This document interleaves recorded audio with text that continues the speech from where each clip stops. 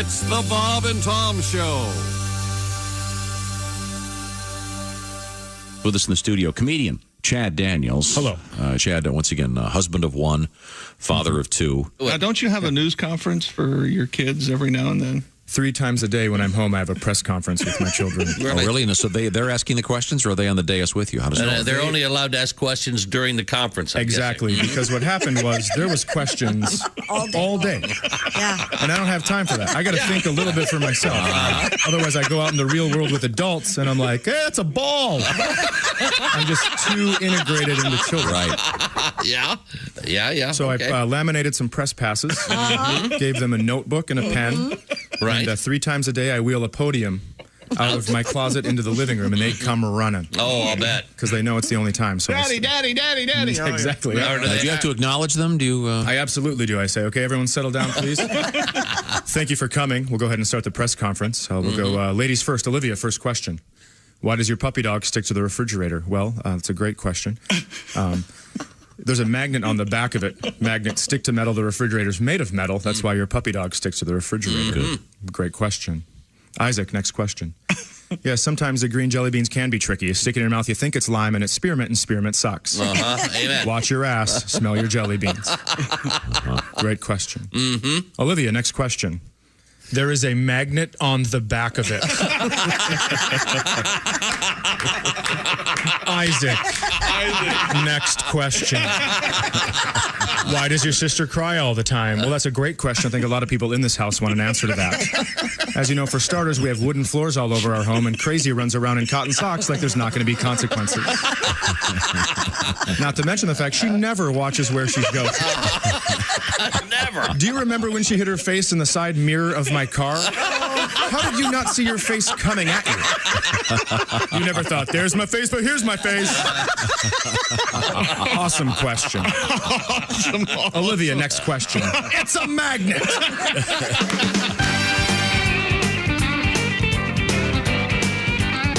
Hello.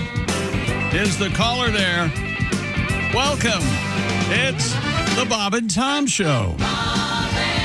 We're in the O'Reilly Auto Parts Studios. Studio. There's Christy Lee. A rare misstep for Phil Collins. Oh, I disagree. Solid gold hit. Oh God. Hi, chick. We don't have to argue right off the bat, do we? There's Pat Godwin. Hey, chick. We don't argue. We got nothing. There's Josh Arnold. Hello. Ace Cosby. Hello. I'm Chick McGee. Hello, Tom. Had a conference with my dogs yesterday. Yeah, what's up? Have a meeting? Yeah, I had a little meeting with the dogs. All right. Yeah? How'd And, it go? well, I said, I know it's Wednesday, so it's hump day. But for my dogs, every day seems to be hump day. Oh, they like to hump. There's some kind of a thing going on all of a sudden. I have 2 girls, and it's very much a girl thing going on at the house. Really? They go at it. Oh, really? Oh, it's a dominance thing. Yeah, it is. I don't know. Mine go at it. Do they? Yeah. Even though it's not a Wednesday? Mm-hmm. Okay, just checking. Because, see, for me, it feels like a Wednesday. See, the little one used to get humped all the time, but now she's not the little one. She's the big one. Aha. And now the one that was humping, the old one, she doesn't like it. Yeah. So. Well, speaking of humping, Prince Andrew update coming up. Yeah. And Josh, you ever hump an old one? Older than me, yes. Oh, okay. Yeah. What's wrong with an old one? Anyway, Tom, you said you had a Prince Andrew update? Yeah, apparently He's been arrested at Windsor. Yeah. For what? For what? Public misconduct. Because see, in England it was because it was with a woman. What's the statute of limitations? Yeah. So there's some sort of actual evidence then. On his 66th birthday, by the way. So there's not just it's not just. Yeah. Yeah, they've waited a long time, so. Well. We'll find out. Wow. Speaking of statutes of limitation, we have. I'm pretty sure it's statutes. Statues. We have an interesting update on the world of classical, if you will, art. I thought you were going to say classical gas. and paintings. Great song. And sculpture and statues. An interesting thing from the world of art history, and I promise you it's going to be much more interesting than I'm making it sound. Also, today we've got comedian Carter Dockerty and actor Drew Powell will be joining us. What? So yeah, I just saw that. Isn't that fun? Oh, yeah, that's so cool. all this is all about to happen. We have your Okay. Yes, sir. by that I mean eventually. Are we comfortable with Powell now being on this list of people who can just call up the day before and say, I'm coming in? Yeah. Hey, look at Are we? I just want to make sure everybody's okay with it. No, we're not comfortable with it, but it continues. So this is like when Bob Hope used to walk onto the set of the Tonight Show and Carson was secretly all pissed. Yeah. That's apparently the case. Exact same. I guess Carson did not care for it when Bob Hope would just interrupt the show and walk on. Like he didn't know it was going to happen, really. No, that's what would happen. Okay. He'd be walking around wherever they filmed it, and all of a sudden he'd walk in and Toluca Lake, and Bob lived right there. Bob Hope lived in Toluca Lake, so he would drive over. You know, I have a Bob Hope gravy boat. I thought A Bob Hope gravy boat. wait a minute. Is it like his nose? Stop the show. It's actually like a little pitcher. Please Yeah. tell me you have pictures of it on your phone. No, but I could bring it in for you. You can bring it in. Yeah, I do. A friend of mine went to their home, and they had a big estate sale, and she bought me a little Bob Hope pitcher thing. It was He owned part like of- the whole block, right close to NBC Studios. Yeah. Well, I'll be. So I have a piece of Bob Hope history. How did he I use get it as a famous? creamer. Oh, I thought he was hilarious. Me too. I thought it was very funny. You didn't like Bob Hope? And if you've never seen him dance, it's Bing Crosby level. No kidding. Really? It's insane. They all had mad skills. that. Yeah, Yeah. Bob Hope was amazing. Now, I don't think I own Not Bing Crosby, sorry, Gene Kelly. I don't think I own a gravy boat. Well, this is actually, I spoke out of turn. It's more of a creamer. Well, Okay. don't get our hopes up. I'm sorry. Yeah. I got a gravy boat for Christmas from Jason. I think isn't it sort of Wait a minute. a milestone in your life when you possess a gravy boat? Yes, because you need one. No, but I mean, He got you a gravy boat. He got me a pair of socks. you see what I'm saying here, though. He allowed us to pick our own size. If you have a gravy boat, you are settled down. The hell? You must be. Oh, They're not gonna find some guy living under a bridge. Well, he had a sleeping bag and he had a dog on a leash and he had a gravy boat. You're absolutely right. I didn't own one until I hosted my first Thanksgiving, and that was when I had my kids. That's on the list. And Gravy that boat. is a problem, Yeah. Tom. What? That's one of society's. That they don't own gravy boats Yeah, earlier. all the Yeah. ungravy boated out there. Yeah. Something. A couple of administrations ago, I'm surprised we didn't provide gravy boats for everybody living under bridges. God forbid. God forbid you use a measuring cup or something. you know? Just put it in a bowl. Yeah. There's no gravy boat. Oh, you don't pour? On Thanksgiving. You're a dipper? You're not a No, dipper? Get your spoon and go. Now, in a previous incarnation of me, I would have said, "Don't you just keep it in one of those ketchup squirters 24/7?" But thank goodness you're not that. You're not that. I don't person like that anymore. Yeah. I'm not going to say that. Yeah, thank you. My gosh. Can you imagine if you had said it? Yeah, old Tom It would might have have hurt said my that. feelings or angered me. And another, your goal was to get one on Right. tap they attached to make, the refrigerator. Do they make a nice, high-quality set of those instead of the plastic restaurant? Those don't seem very durable to me. The what? The Plastic. ketchup and mustard squirters. you know? Oh, yeah. Those are Yeah. kind of. I don't think they could be made of anything but plastic. Well, no, I mean, but you can make them so they're nice. A little instead of- higher quality. Silicone you could use. Oh. Yes. Yeah. Yes. Have you seen the honey dispenser thing? No. It's a little bear. It stops and ends with the little No, bear. it looks like a honeycomb, and Nope. it sits down into like a little tripod, Pass. and you push a button, and it comes out. Oh, Nope. I'm getting you all one. Okay, No, thank you. this is obscure, and I apologize in advance. But can someone tell me if this gives nothing away? In the movie Marty Supreme, there's a very unusual scene involving a honeycomb. Yeah. I just want to know if that's based on any historical I evidence. guess there or, are parts of that movie that are historical fact, and there are some that have been made up. Okay, I guess. that is a That's the bizarre best I scene. can It do. is bizarre. It's so weird it tells me it's real. That's what I'm Me thinking. too, I think. like, who would come up with that? Yeah. That's a But great so anyway, scene. It's totally crazy. off topic, which is our goal today. Actually, Are you saying you saw Marty Supreme?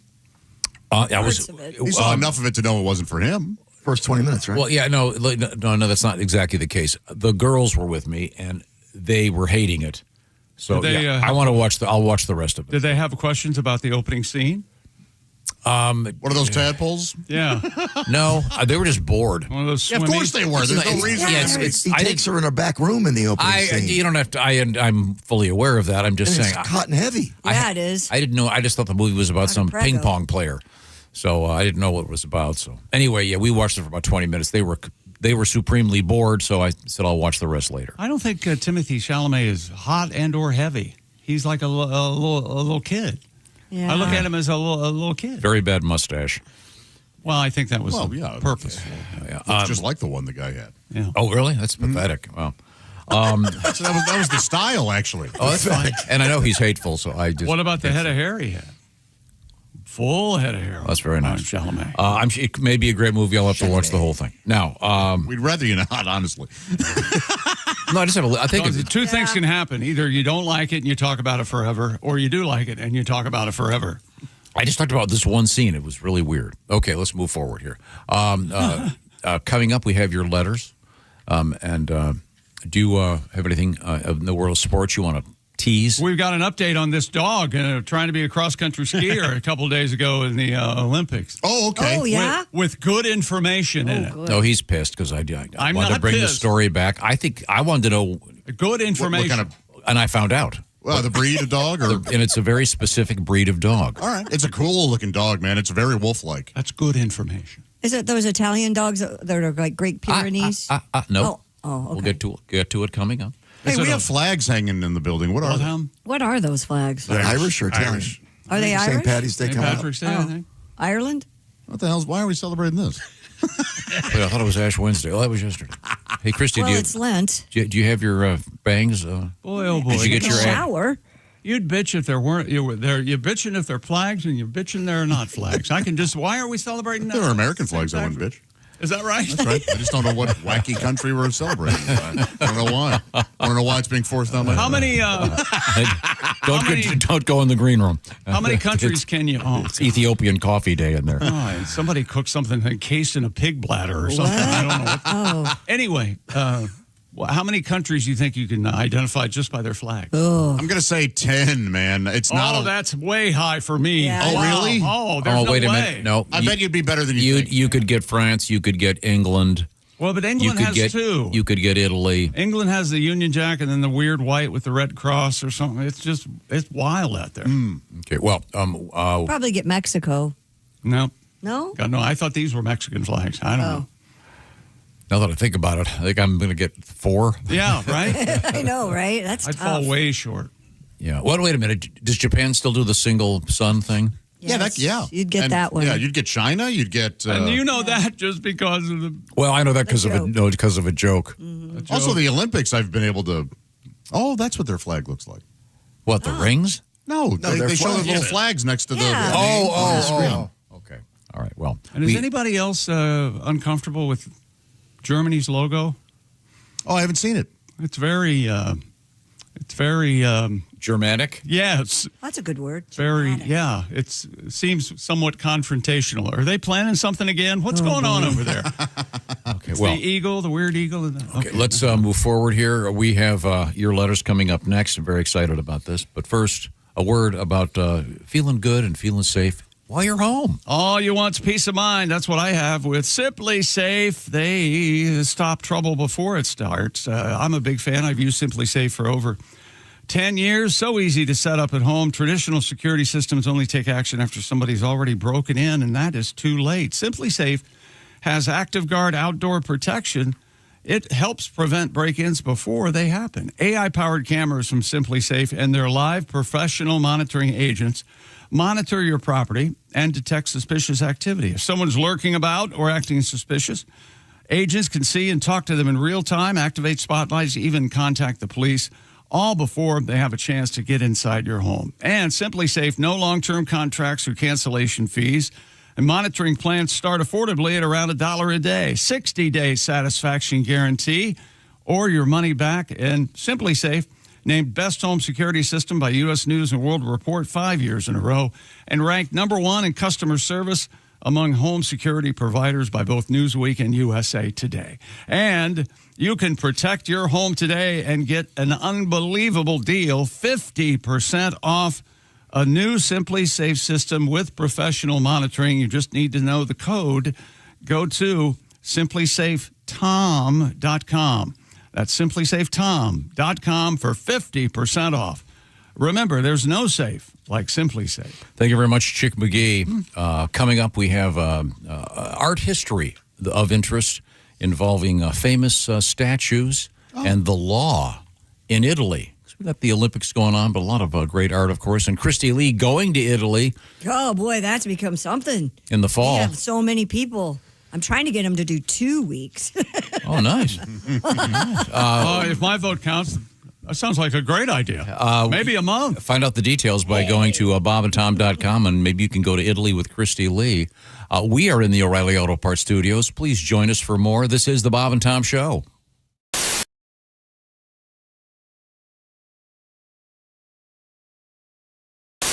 We have Donnie Baker and the Pork Pistols. Now, do you guys have a little tune you're going to play for us? Yeah, we got a tune. This goes, since you was talking to Johnny Rutherford's from Mike and the Mechanics. Michael. This goes Mike Rutherford. to Christy Lee. There's something about you. There's something in the air tonight.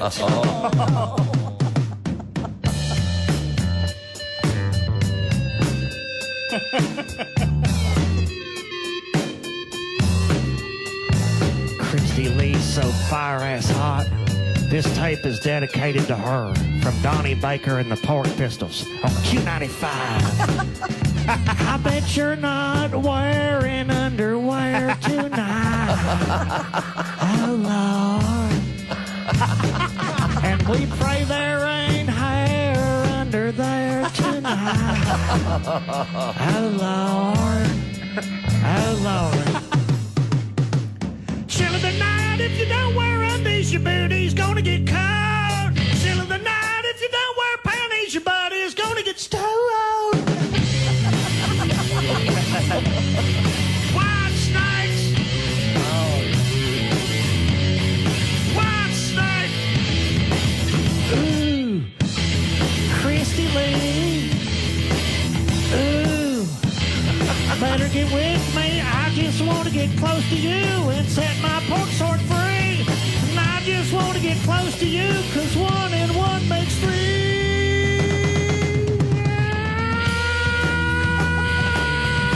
Ooh, baby. Ooh, baby. Ooh, baby. Chill of the night, chill of the night, chill of the night. It gets real cold, so you don't need panties, Christy Lee. You got Donnie and the chill of the night, chill of the night, chill of the night. 295 playing White Snake for Christy, and she's sitting in a puddle. And chill of the night, chill of the night, chill of the night, night. Donnie Baker and the Pork Pistols. Bravo. Authorities say a man's penis was bitten off and eaten by his dog. Oh, why would this Residents in the town of Hearn contacted police upon the dog's incessant barking coming from the man's home in the middle of the night.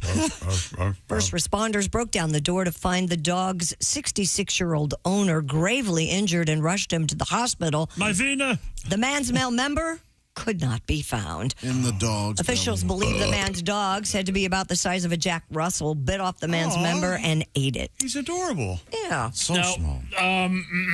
I believe we have a new singer here. Oh, yeah, we do. It's Herr Adolf Gulpenkaken. Gulpenkaken. Wait a minute. Adolf Gulpenkaken. Okay. German, yes. Once again, this is about the doggy eating the schlong of this poor man. His owner, yes. I don't think the German would say schlong. Well, that's perfect. Pre-1945. He thought it was an Oscar Mayer Wiener. That is why my doggy barked at me. He chomped on mein Wiener Pussenschachten. I've got nothing to hold on to when I pee. Thank you very much. Oh, thank you. I'm Sir Adolf Frankendicken. I had a moment where my girlfriend thought she was pregnant. Mm-hmm. And by the way, if ladies, if you suspect that you're pregnant, tell the guy during the day. Don't wait until you're about to go to sleep.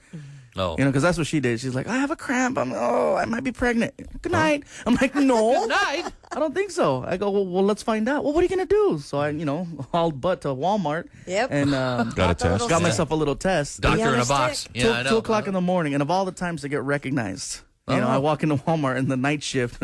Hey, Fluffy. I'm like, oh, great. What do you need? A miracle. All right, here's some tickets to a Grateful Dead concert. Right. So I found the aisle where they sell the pregnancy test, and I realized something. Walmart has figured out the evolution of how life works, and they put it in aisle 4. As soon as you turn the corner, you see condoms. Then you see lubricant. The next to the lubricant, you see pregnancy tests. The next to that, you see Pampers. Next to that, formula. And at the end of the aisle, they sell beer. It's a full circle. Do you do the Zoom thing with your kids and your wife, or just regular phone calls? How does this work? Yeah, we talk a lot on the phone. Meanwhile, I'm starting to think that I'm on the road too much because I talk to my kids so much on devices that last time I was home in person, one of my sons tried to minimize me. And then my daughter tried to skip to the next dad. I go, what is this? Hello, my name is Alexa. If you have a smart speaker and what to hear, Bob and Tom Radio, just say Alexa, play Bob and Tom Radio on TuneIn. Now, you try it. Alexa, play Bob and Tom Radio on TuneIn. That's the first smart thing you've said to me since you took me out of the box.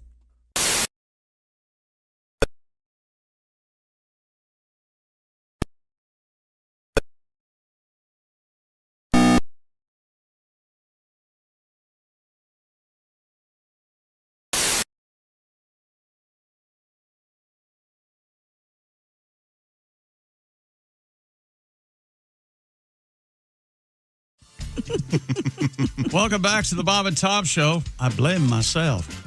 We're in the O'Reilly Auto Parts Studios. There's Christy Lee. Hi. There's Pat Godwin. Hello. There's Josh Arnold. Hey there. There's Ace Cosby. Hello.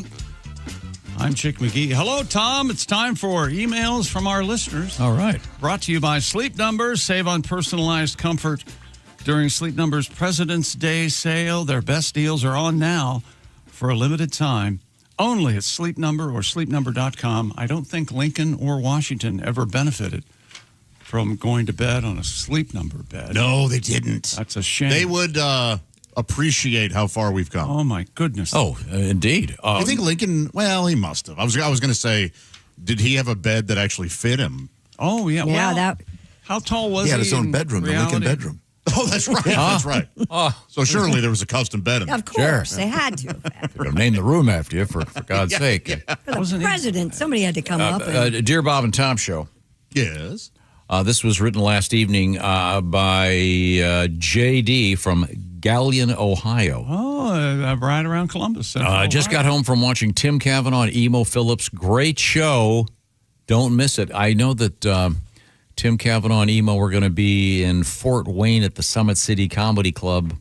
Thursday, Friday, and Saturday. And then Sunday, they're going to be at the Toledo Funny Bone, if I'm not mistaken. That's wall-to-wall jokes. Yeah, Emo is the premier joke writer of his generation. And Cavanaugh's not too shabby either. Yeah, it'll be a great show. So if you get a chance. Toledo, great club. A lot of sophisticated comedy fans in Toledo. What's famous? They know good from bad. Audiences are very discerning there. Yeah. They know good from bad. Sorry. No. My last 2 times there have been quite successful. Oh. It was the 2 before that was. Oh, yes. The plaque is still there. 30 seconds over Tokyo night. A lot of bombing. You know what? Does it say never give up? Clooney says you don't learn from, mistakes. You learn from your, wait a minute. Successes. You learn from your mistakes. Yeah. That's right. Yeah. I'll pass the letter reading baton Dear Bob that and way. Tom Show, I'm a 30-plus year listener, watcher of the show. I can't remember a more random segment of the show than dogs humping, a Bob Hope gravy boat, and country flags. Keep up the good work. For question mark so far this morning. But he's leaving out several things that we touched on. What did we? What? We got the Prince Andrew thing in there. Oh, yeah. Are we going to talk about that? I think we should. Andrew Mountbatten Windsor was arrested on his 66th birthday today. All fake names. And is in police custody after a raid. If you know your history, that's all made up to On some. his Sandringham home, Thames Valley Police held the eighth in line to the British throne on suspicion of misconduct in public office. Wait a minute, is he going to miss work today? Yeah. Boy, TVP arrested him, huh? Thames Valley Police. Yeah. That's famous. Oh, yeah. Yeah. So apparently, plainclothed police arrived at his home. It would have been much cooler if they'd arrested him with those guys that have the big bushy hats. Yes. Oh, yeah. The Beefeaters? Sure. Yeah, the Beefeaters. Yeah. Those work at the Palace. Well, they should be. They work at the Tower They of should be London. sent out on special things like this. But the Bobbies have tall hats, too, don't they? Tall Yeah, hats. They do have they tall do, ass you're hats. right. Yeah. Yeah. Yeah, The but not as Beefeaters are amazing. What is? Wait a minute. What is the tallest hat? Like if you had the Pope Pope's standing next to mitre him. is not as tall as you think. Like you better raise it up a little bit. Yeah. Lincoln had a pretty tall hat, and he was actually 6'4". I just looked it up. So The that Beefeaters might be the tall. I mean, those think are it might be. so tall. Is there a reason that they look like that? There has to be. There must be. Gosh, I just took the tour of Well- the Tower of London, and they told me that, and I can't remember. they what had a place it was. spring outing for the Beefeaters every year, and it involved an amusement park. And some of the Beefeaters weren't tall enough for some of the runs. I see. And the hat. When I see Hats that, I made of say gas. that's just proof that there were gay people centuries ago. I've never seen a gay person wear one of those ever. I haven't No. either. I bet the guy You're that talking about I bet the designers? guy that designed that wasn't going. Hey, I got to design this, and I'm going to go down and break some rocks. You know, really- as much as we've thought about Tom, it's much worse than we thought. Well, the same goes for the Pope's hat. I mean, that wasn't put together by a guy about to go boxing. Dear Bob and Tom Show, this morning I thought I was multitasking. While doing so, I had a plate of food I was going to heat up in the microwave. I got distracted, came back to check the food. I'm ready to eat. I realized I started the microwave and never put the food in. I thought, oh, God, I'm turning into Tom Griswold. That's- See how you ruin people's lives? That'll happen. That's from T.S. Dog. I got a nice letter here from Mr. Kukin. What a cool name. Kukin. Kukin with the kooky eyes? Kooken. Kukin. That's Kukin. I've never heard that name before. I was skiing. By the way, a little tribute here to Donnie Baker. Very clever. He goes, I was skiing circus 1987 in Colorado. Had to make a major transaction. Oh. Went into the woods, found a spot off the trail, took one ski off, pulled down my trousers, slipped and fell in the snow. All right. My butt, of course, landing and hitting the cold snow. Keep doing what you guys do. Thank you very much. I was hoping he slid out one ski butt hanging out.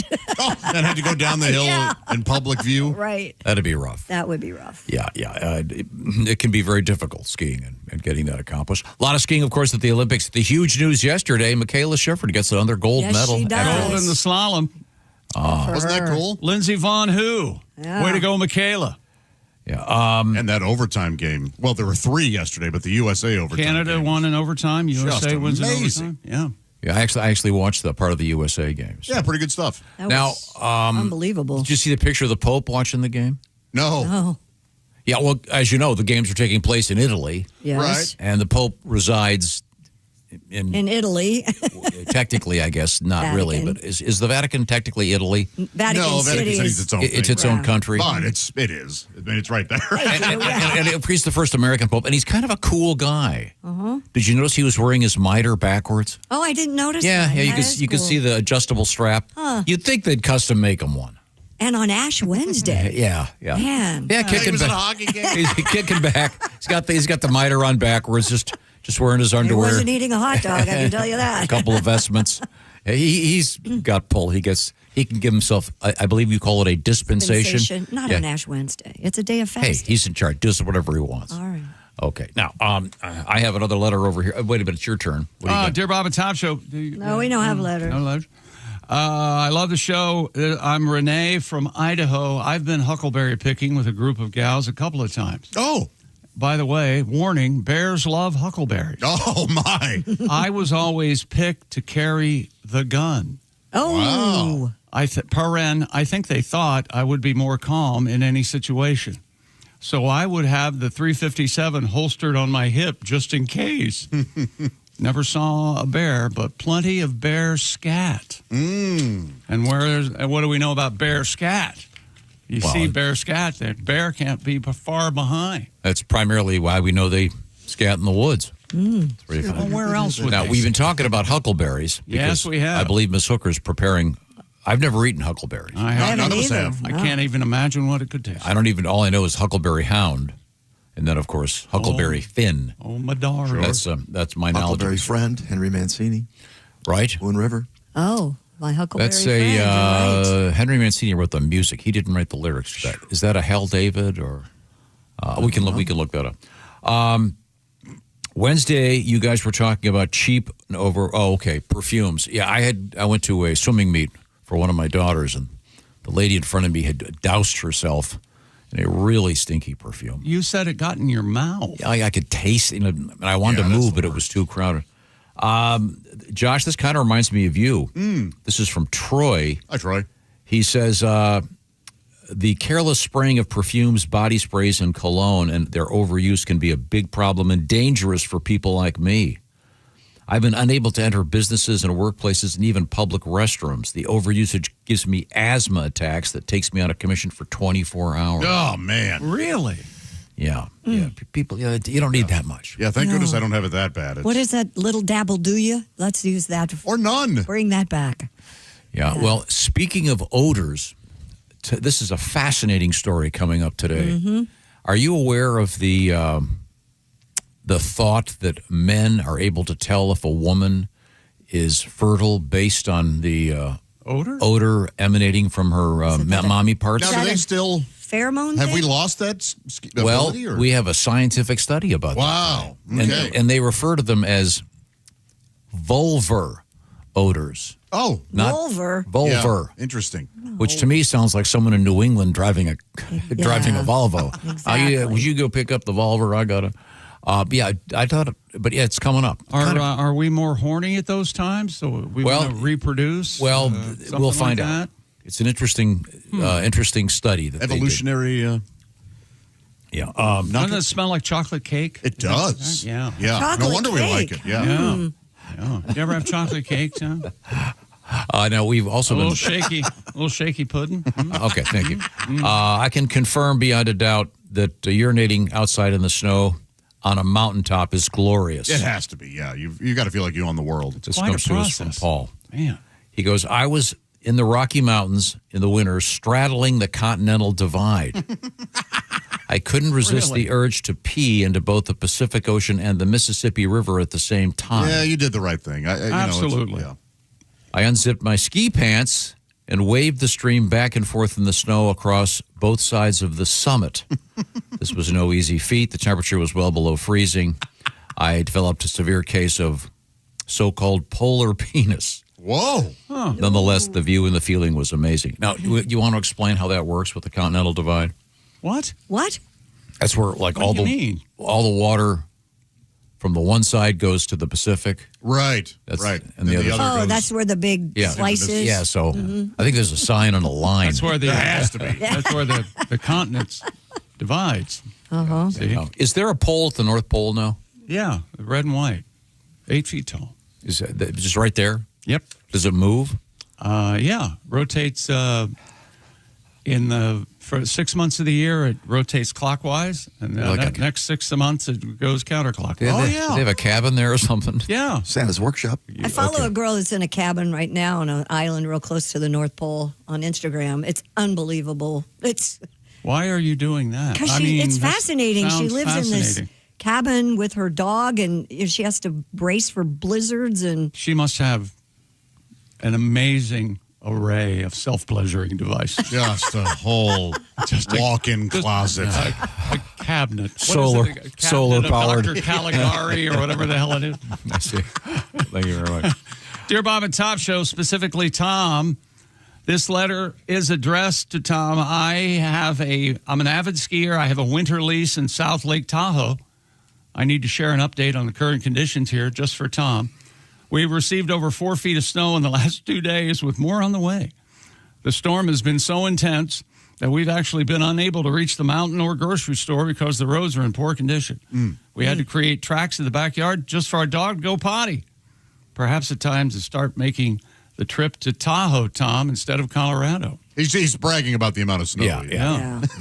They had a little bit in Colorado yesterday. His name they is did? Not enough. Jensen from San Francisco. Thank you very much. Thank you, Jensen. Now, we have this letter. Oh, you've been discussing code names for intimacy. You want to go? You want to eat a snow cone in the backyard? That's a good one. Yeah. Eating a snow cone in the We're backyard. down to just, hey. Yeah. So you want to... My wife and I have the code phrase, blow-drying Mountain Dew. Okay. Now, this has got a good backstory. Mountain Dew. This is really good. We were at a family's Thanksgiving dinner. As Josh would say, I'm going to allow this, but you better be going somewhere. This is good.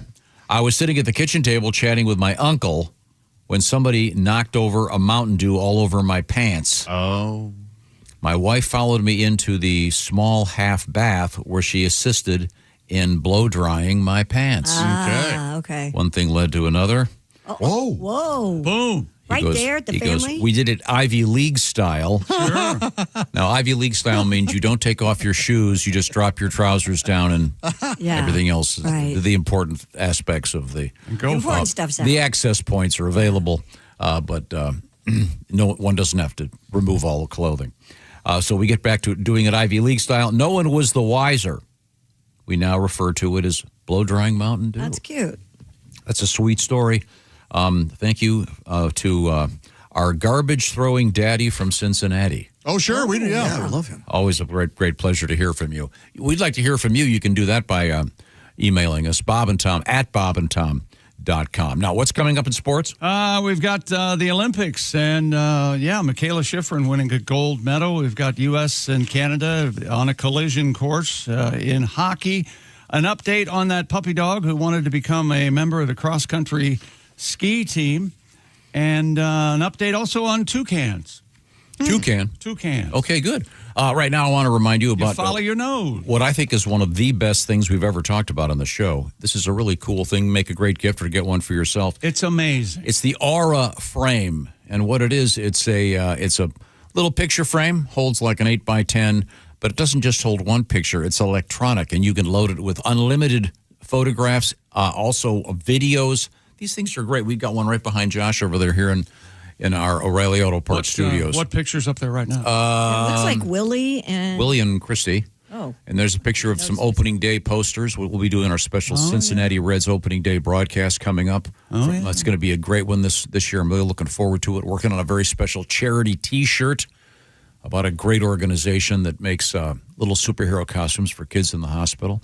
But right now, let's talk about the Aura frame. I get carried away just looking at it over there. This is a great gift. You get one for yourself, though. The cool thing about this is you can load it, and you can keep loading it and change it up, and you can do it from anywhere. I got mine in the mail yesterday. I was very excited, and I stayed up too late. I couldn't stop loading pictures. Yeah, this is I really couldn't fun. stop. Free unlimited storage. You can share your photos and videos effortlessly, and it's got the #1 rating by Wirecutter. So this is a great product. We've got a special thing for Bob and Tom Show listeners. For a limited time, Bob and Tom Show listeners can get a staggering $35 off the best-selling Carver matte frame. It's a matte black frame, very tasteful. Just use the code word Tom, and it's auraframes.com, and that's spelled A-U-R-A, auraframes.com. The promo code is Tom. Support the Bob and Tom Show by mentioning this when you check out, please. Terms and conditions apply. It's a really cool gift, really cool to have for yourself.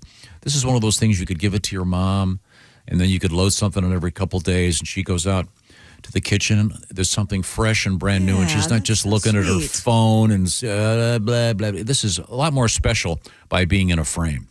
Now, we certainly appreciate your support, and we hope to have you back with us when we're here in just a few more minutes.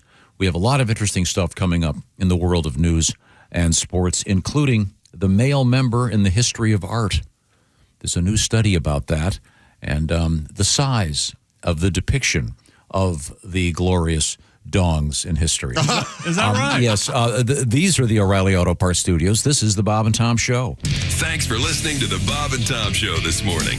Catch any part of the show you missed later today on our YouTube channel.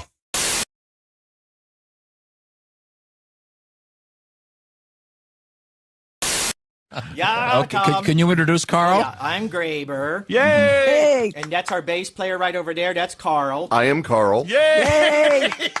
That leaves, of course, our drummer. And I am Barry. Nice. Hello, Barry. It's so nice to see all of you again. We've been on a tour of the world for the last 15 years. Well, that would explain. Now, how far have you gotten? We hit Lancaster, we hit Ocean. Did you get was Shawana? 98, Intercourse? Right? And let's see, then in 99, we took it. Must have been over I to see. Greenville, Ohio. It's the Electric Amish, and Then in 2000. Okay, All right. We don't need the whole world. we have a limited amount of time here.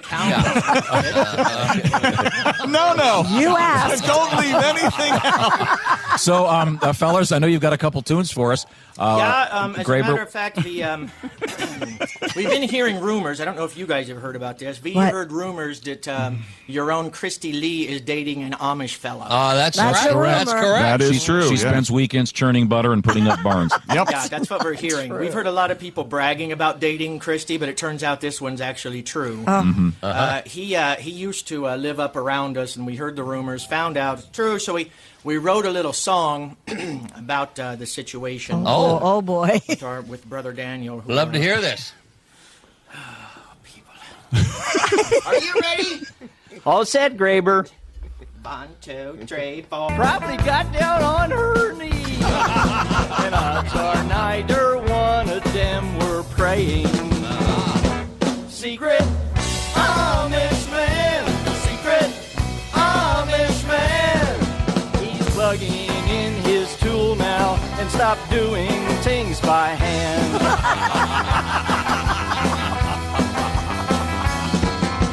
Baking maple syrup on a Sunday.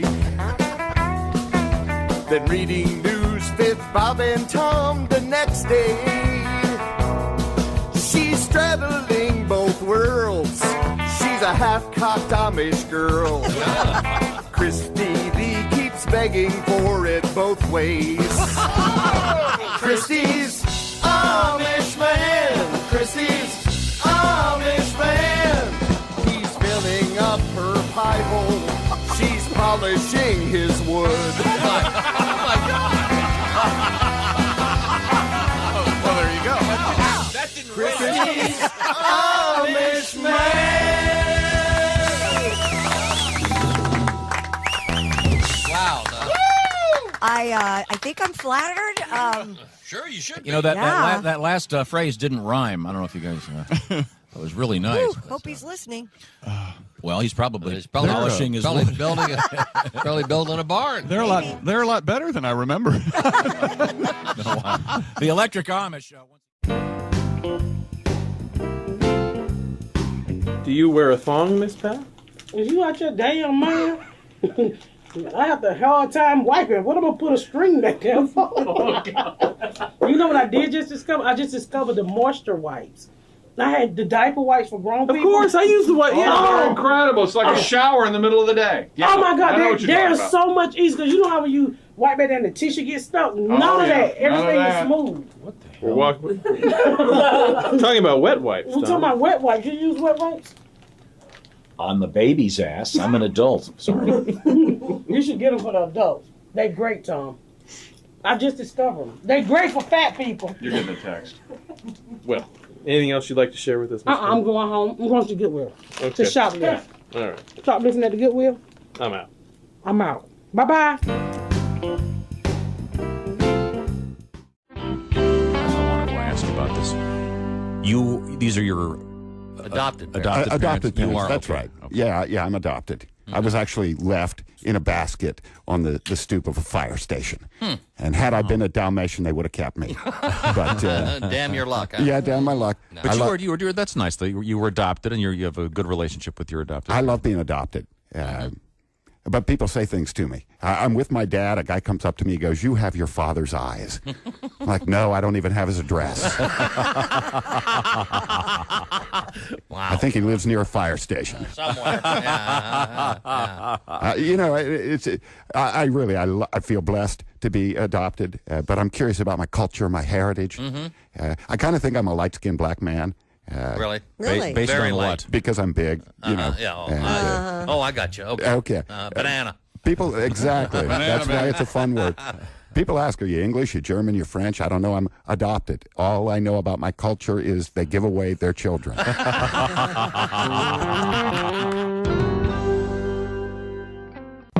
Coming March 2nd, it's the new BobandTom.com and the new Bob and Tom.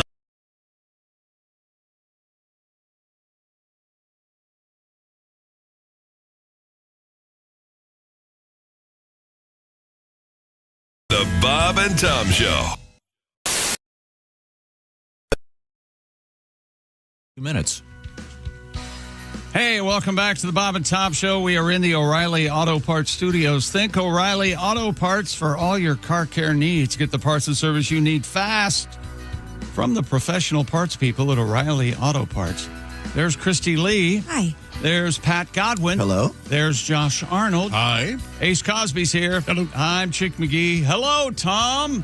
Hello, Chick. You got a letter over there? I do. Dear Bob and Tom Show, I saw this old cigarette ad poster hanging in a warehouse last week and then heard your guys' show talking about old cigarette ads like the Flintstones and things, and I thought I would share the photo with you. And by the way, this is Mitch in Oregon. He wanted to tell Jess. Oh, my gosh. He was old for his class and would buy his classmates cigarettes as well and charge them. That's Ronald Reagan. Ronald Reagan? Now, is that then Governor Ronald Reagan? No, that's actor Ronald Reagan. That must be, yeah. Oh. It's for Chesterfield. Yep. And Do yesterday, they still sell? I don't think Chesterfield's available, are they? I don't think. no idea. I'll look it up. Yeah. But why did we get talking? Oh, I know. Because they had the longer. Yeah, we were talking about that because there were a couple of issues at the Olympics in which one of the skiers had a ski that was a boot. Well, there was a boot and a ski for two different situations in which they were pulled from competition. In one case, the boot was like 4 millimeters too long, and that reminded me of the famous commercial, A Silly Millimeter Longer, when if Benson and Hedges had come out with a cigarette, the famous Benson and Hedges 100, and they had the great commercials the gold where packet, and then they had the silver packet. the big long cigarettes, they'd be caught in elevator doors, et cetera, et cetera. But there was Chesterfield came out with a whole program, A Silly Millimeter Longer, and they had the La Bamba theme, A Silly Millimeter Longer, 101. They remain available, kids. No kidding. Yeah, particularly as a discount brand in various international markets, including the UK and Europe. What, Chesterfield's? Yeah, the brand was discontinued in its original non-filter form in the U.S. in 2018, but returned with limited filtered and menthol options. So, yeah, they're around. Josh, did you ever try to smoke? At parties when I was drunk, I would always ask for a cigarette, but it never took. And your dad was a Marlboro softpack man, right? Yeah. Yeah, it never took for me. But the marketing of cigarettes was always interesting. And obviously, you can't do it anymore. Nope. At least in this country. And I kind of wonder if in other countries if it is legal to advertise. And there were brands that were, obviously, the cigarette companies, tobacco companies knew who was buying their product. Sure. Or they would market it, for example, Virginia Slims were marketed to the ladies. Yeah. And that's why they had the two little boobs right there on the filter. And then... no, they did. Do you remember the ones called More? Yeah, Chick talked about them yesterday. Yeah, I got a letter here from someone. I guess apparently those would go out. Really? Had trouble keeping them? No. The people liked them because you'd put them down. I guess they would go out, and then you could come back and relight them. Oh, okay. That's I'm not sure about that. And there's a famous sort of faux pas in cigarette marketing. If you want to Google it, they tried to market a cigarette strictly to the African-American community, a menthol cigarette called Uptown that ended up not hitting the market. But the pack opened on the bottom. It's really interesting. really interesting study. It's in the marketing and design of campaigns for cigarette products. And thank you for your letter. Did he bring that up? Dear Bob and Tom Show, I am bothering you at work. Chick was talking about was sure he broke his tailbone. I'm telling you that as a person who has broken a tailbone, I had the option to have it set, Josh. I've never heard of that. The drawback is there's no guarantee that it will remain set. Any movement or sitting down might dislocate it. Yeah, I can't believe they offered to do that. The procedure. I believe this person. I'm just saying. Yeah, the doctor's hand. I was right there with you, John, trying to set the bone and index finger of the other hand inserted into the anus. Wow. With me, if I sit on any hard surface for more than 10 minutes, still to this day, my area goes numb. Sure. Yeah. I have to stand and find a softer place to sit. Wow. I love your show. Well, here we go. Here's the letter. Diane in Louisville. My mom smoked more cigarettes. They were actually longer than Virginia Slims, and they were dark. She liked them because they'd go out if she set them down. She could come back, relight them. She figured she was saving money. I imagine those are probably still out there. As well. And we mentioned the Flintstones ad because it is kind of hard to believe, but this is a legit ad from back in the day. The Flintstones, brought to you by Winston, America's best-selling, best-tasting filter cigarette. Winston tastes good, like a cigarette should. Well, somebody sent me a letter yesterday afternoon about they are watching the Blu-ray presentation of I Love Lucy. Okay. And it's included with the collection, and it's the entire, you can choose to watch the entire original as it appeared on broadcast television, and it comes with Philip Morris commercials, cigarette commercials, and personal endorsements and everything by Desi and Lucy smoking Philip. Yeah, nice. Wow. This is going to tie in. I know this seems like a stretch. No. Come on now. We were talking about the sad news that the Reverend Jesse Jackson had passed away. Yes. And I was reminded of a visit we had with one of the great comedians, in my opinion, Daryl Hammond, had stopped by our studios. Daryl became very famous on Saturday Night Live. Incredibly versatile, great voice guy. And he's got a wonderful book, the title of which can't be read on the radio, but it's pretty horrifying, some of the stuff that he went through. Mm-hmm. And so I certainly wish Daryl Hammond the best these days. This is Daryl doing his Jesse Jackson, and it's going to tie into what we were just talking about. I'm not going to give it away, but you'll see. This was Daryl on our show a while back. Daryl Hammond, comedian's with us. Yeah.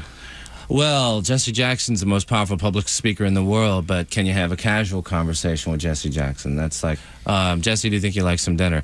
I said it will set that apparatus in motion. It made good judgment, but not only that, it certainly made good sense to have a harder breakfast. And it made good judgment, but not only that, it certainly made good sense to have a harder lunch. Now, I take this position. Windows hunting Joseph for a queen bee, and not windows hunting Joseph for a bumblebee. What? What the hell are you talking about? In the world? Are you trying to buy a vowel? Who can answer such a speculative question? I only know that a horde of people selling that Montgomery ward of people ask me what the Jesse Jackson want.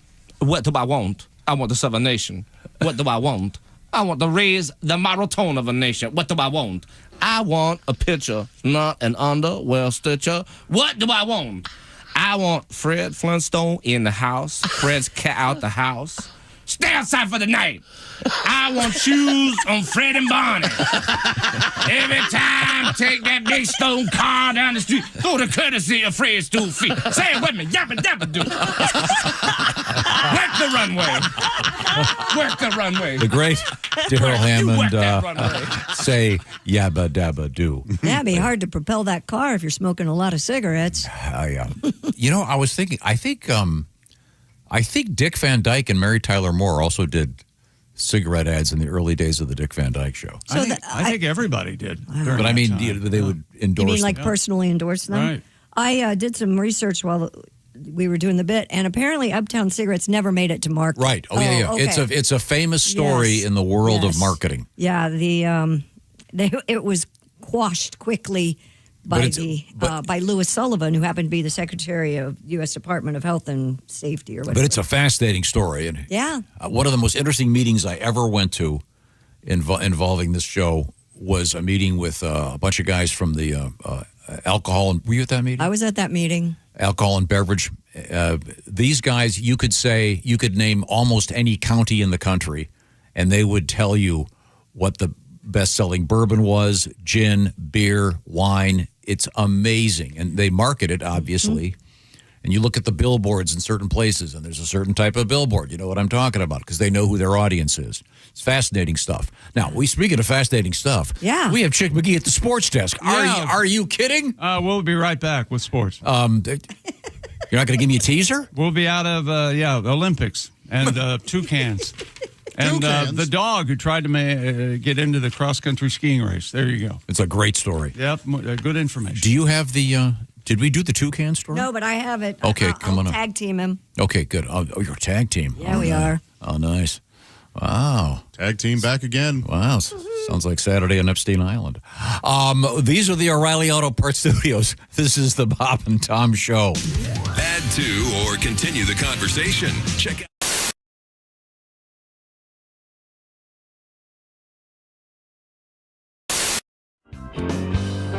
Let's get back to the chinchilla. We sent members of our staff plus Donnie Baker to your garage. She is my mistake. So traumatized right now. She has not come out of her little house in No doubt. the whole the day. chinchilla? Oh, well, that's because she met Donnie Baker.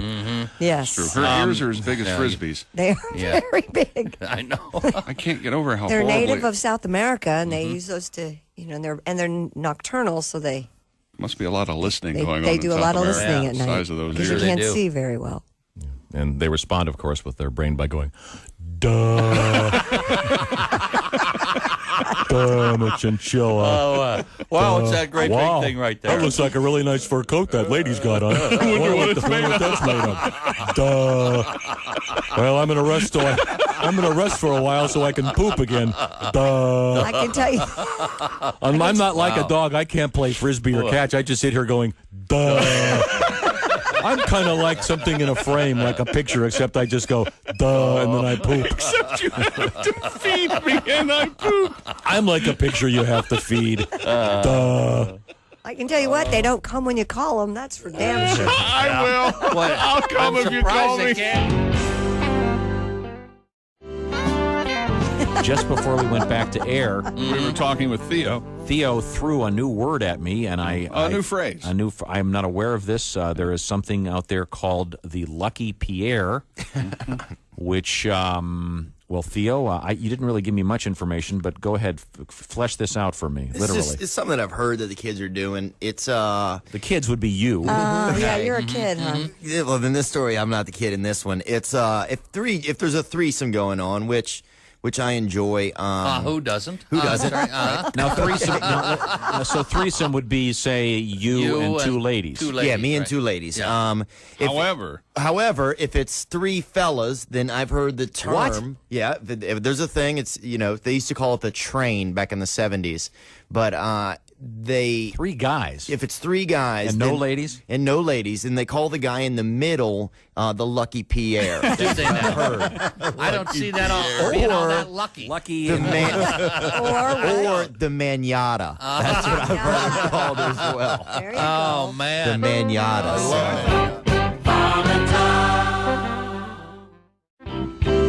Occasionally, I will sing in my stand-up act if I'm talking about a particular band thing. Like right now, I have I kind of talk about the fact that Grunt STP is getting back together. Scott Weiland. Yeah, sure. So I kind of do a mild dancing impersonation of him to prove that you have to be on heroin to dance like that. And the fact that he's actually our generation's Keith Richards. If you've noticed, nothing will kill him. He's been kicked out of two bands because they thought he was going to die, and then he didn't die. He's still alive. I hear him, and they're like, whatever. Let's record another album. Who cares? I like their music. So. Yeah, absolutely. And I think we can all agree that grunge is the one good thing that AIDS gave us. I think you can pretty much argue that. You know, if you really, nothing explains the biggest left turn in the history of music like AIDS. Because it literally was like 1 week we were like, don't want nothing but a good time. AIDS, I seem to recognize your face. Pour some sugar on me. AIDS. Me. You tell a generation of 13-year-olds that sex equals death, you're going to have them going, I deny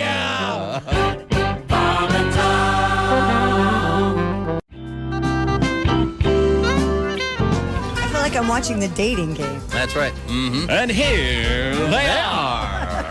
From Columbus, Ohio. He's an inveterate masturbator. What? He's trying to grow a beard and thinking of a radio name. It's Chuck Michaels. Yeah. Good afternoon, everybody.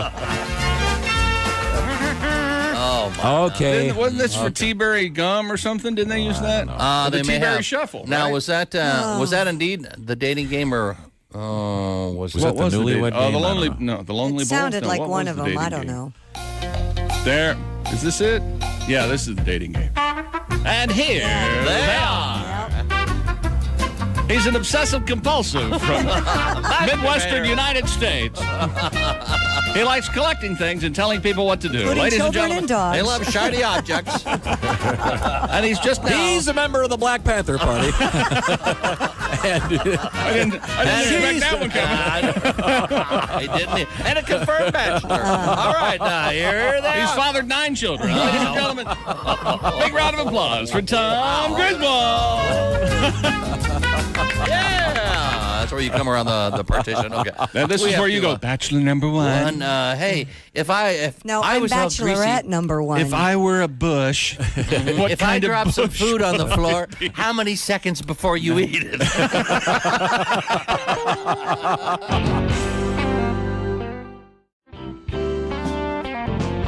I know you're a guy that cares about the way you look. You've got a nice suit on. Yes, he looks very good nice this morning.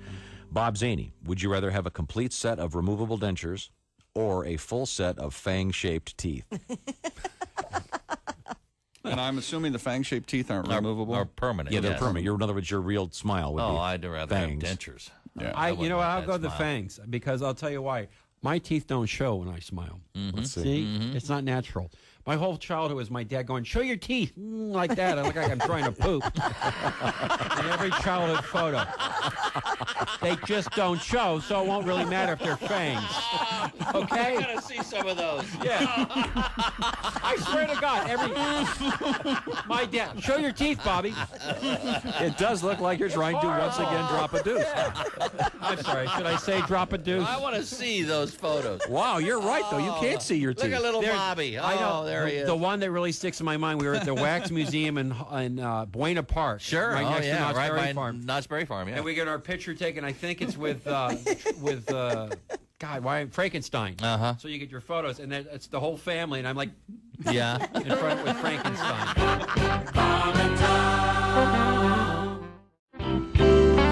I puked on my dog once. That was No. That's Are pretty you bad. kidding me? Okay. Indiana. From pipes to comfort, they do it all. Hope Plumbing. Thanks very much, Chris Ely. 52 degrees right now in the city. In the city.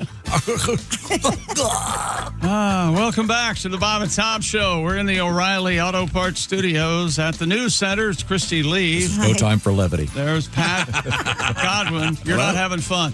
There's Josh Arnold. Hi. Ace Cosby. Hello. I'm Chick. Hello, Tom. Hello, Chick McGee. Dear Bob and Tom Show, did Yes. you know that 3 toucans make a 6-pack?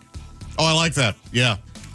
That's my toucan story. Okay. I like that very much. 3 want, toucans do make you a want, six-pack. do you want to do the toucan story? I love this story. A bird rescue group is trying to catch a toucan that is on the loose in Las Vegas. KVVU TV reports the bird's been seen flying around northwest Las Vegas for several months. Wouldn't that be great? You know, I'm a big birder. If I went outside, I'm a big birder. Toucan sitting on my bird feeder. You give the toucan 3 days in Vegas. After that, he'll come back to you and go, get me out of here. Don't you see the toucan sunglasses, cigarette, holding his bag? Oh, I got to get out. He's addicted to Fruit Loops. I need a fix. Southwest Exotic Avian Rescue has tried repeatedly to catch the toucan and has a trap set where he has been spotted on several occasions. They advise people not to feed the bird as they want him to go forward to their food trap. By the way, the Southwest Exotic Avian Rescue is called Swear. Oh, okay. Yeah. Okay. So the toucan won't survive in the.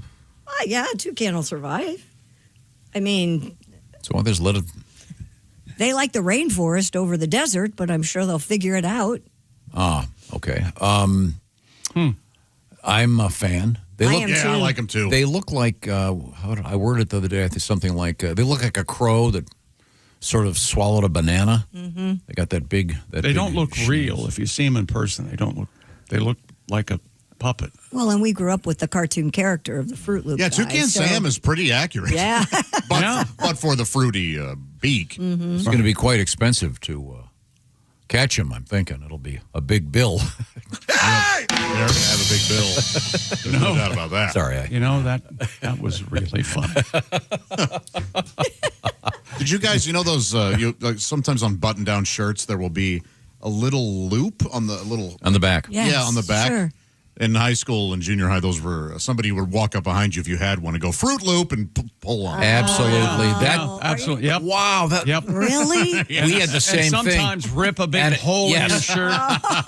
And it was usually the shirts that have the pleated little Yes, in the 2-inch back. pleat in the Yeah, back. Bunch of jackasses. I can't believe that's still out there. And it was so annoying because you'd have like a nice Brooks Brothers shirt on and you would Well, of take course a. you would. A nice Brooks Brothers In shirt. school, you had Brooks Brothers shirts. I had to wear a coat and tie to school. Yeah, but you can I get went a to an nice all shirt I at went Penny's. to an all boys prep school. You were just. Were those really just so you could, if you took your shirt off, you could hang it on a hook? Yeah. Is that all that was for? They're great. I never utilized it for that. I didn't have hooks in my house. I was just pissed the other day. I was at the gym, and I don't like to take my jacket and stick it in one of those stinky lockers where someone's shoes have been. Okay. But they have a couple of hooks. You've been to the same gym, Kristen. Yeah. And I had a new what do you call those? What do you call those things? Fleece, a fleece yeah. jacket. I had a new fleece, and it's a really good one. Yeah. And I went to hang it up, and there's no loop in the inside under the collar. Oh, that's surprising. Well, just hang it up over the.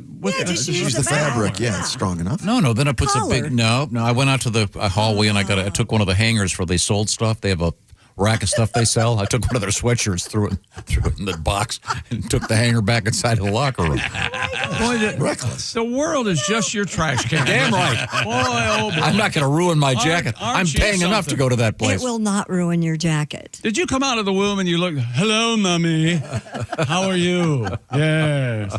It's Does far your gym worse. allow you to rent lockers so that it's only yours? No. No, that one doesn't. Wait a minute. They make don't they make announcements? All right, if you don't get your lock off the lockers, we're going to cut them off tomorrow morning at 7.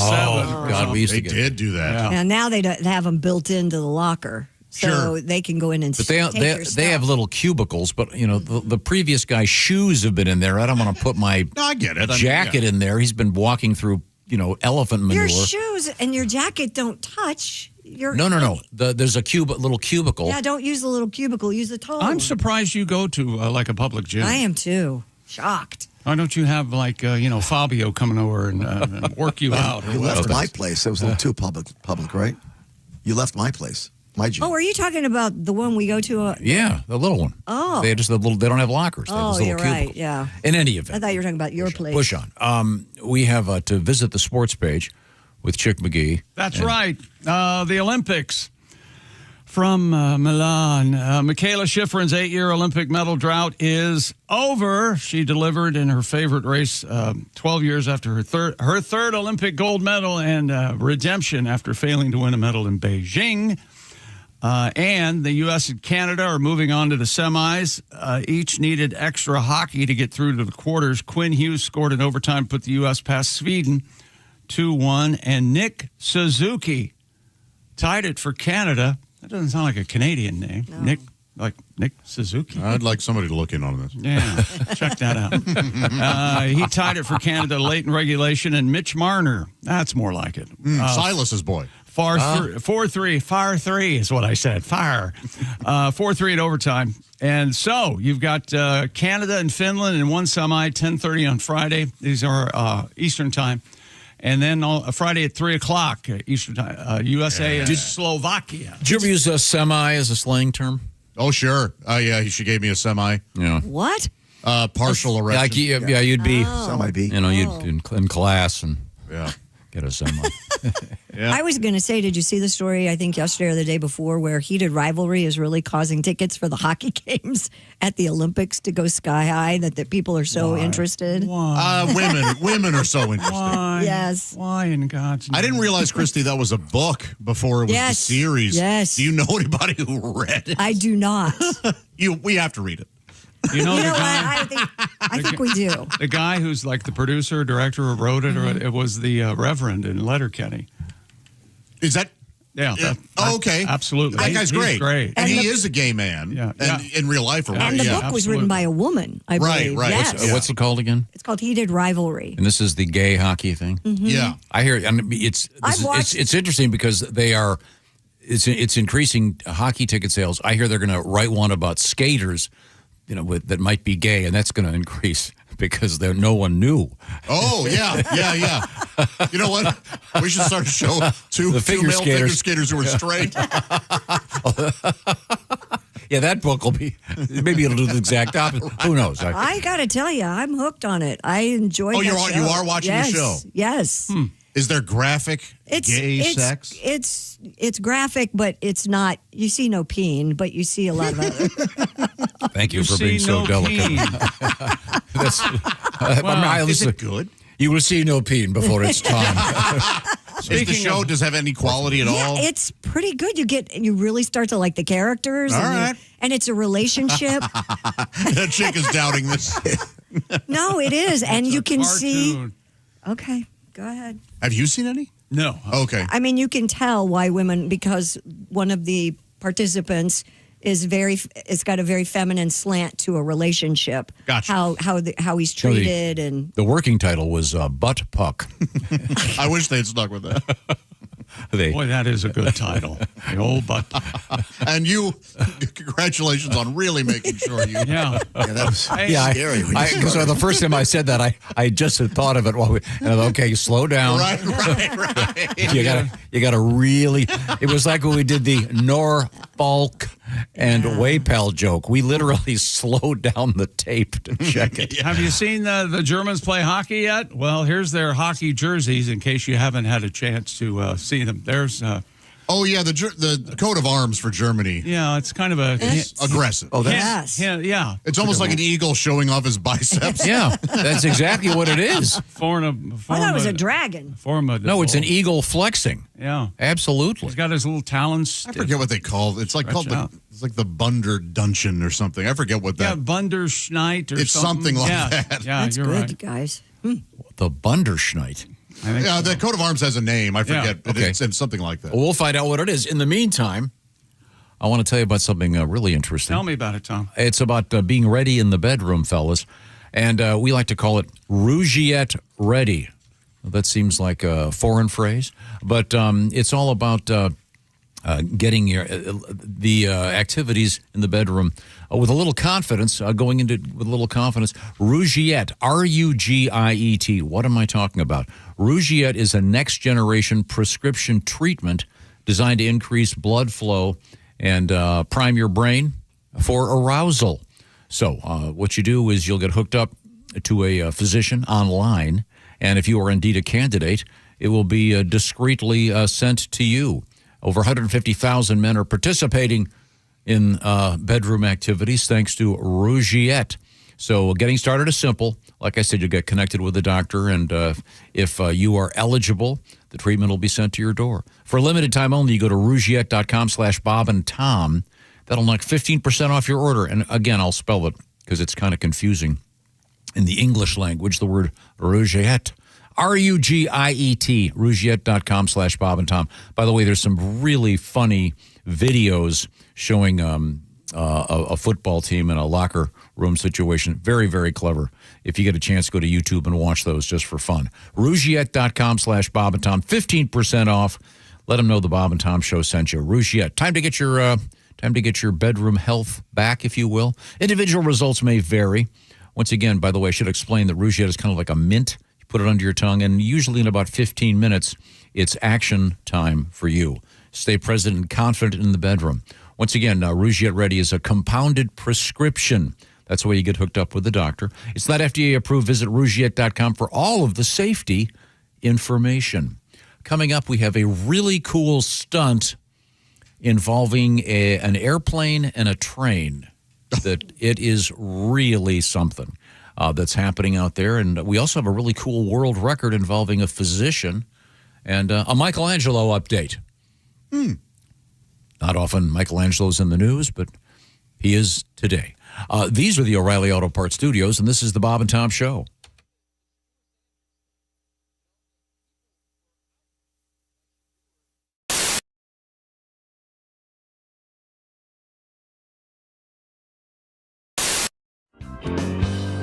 I tell you, I am single now.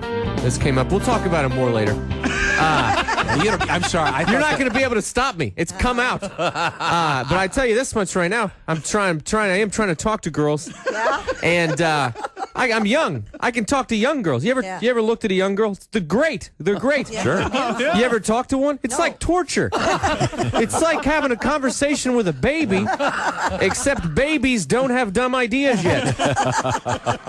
It's like if my nephew all of a sudden was misinformed about politics and had dumb dog stories. It'd be like I was on a date with him.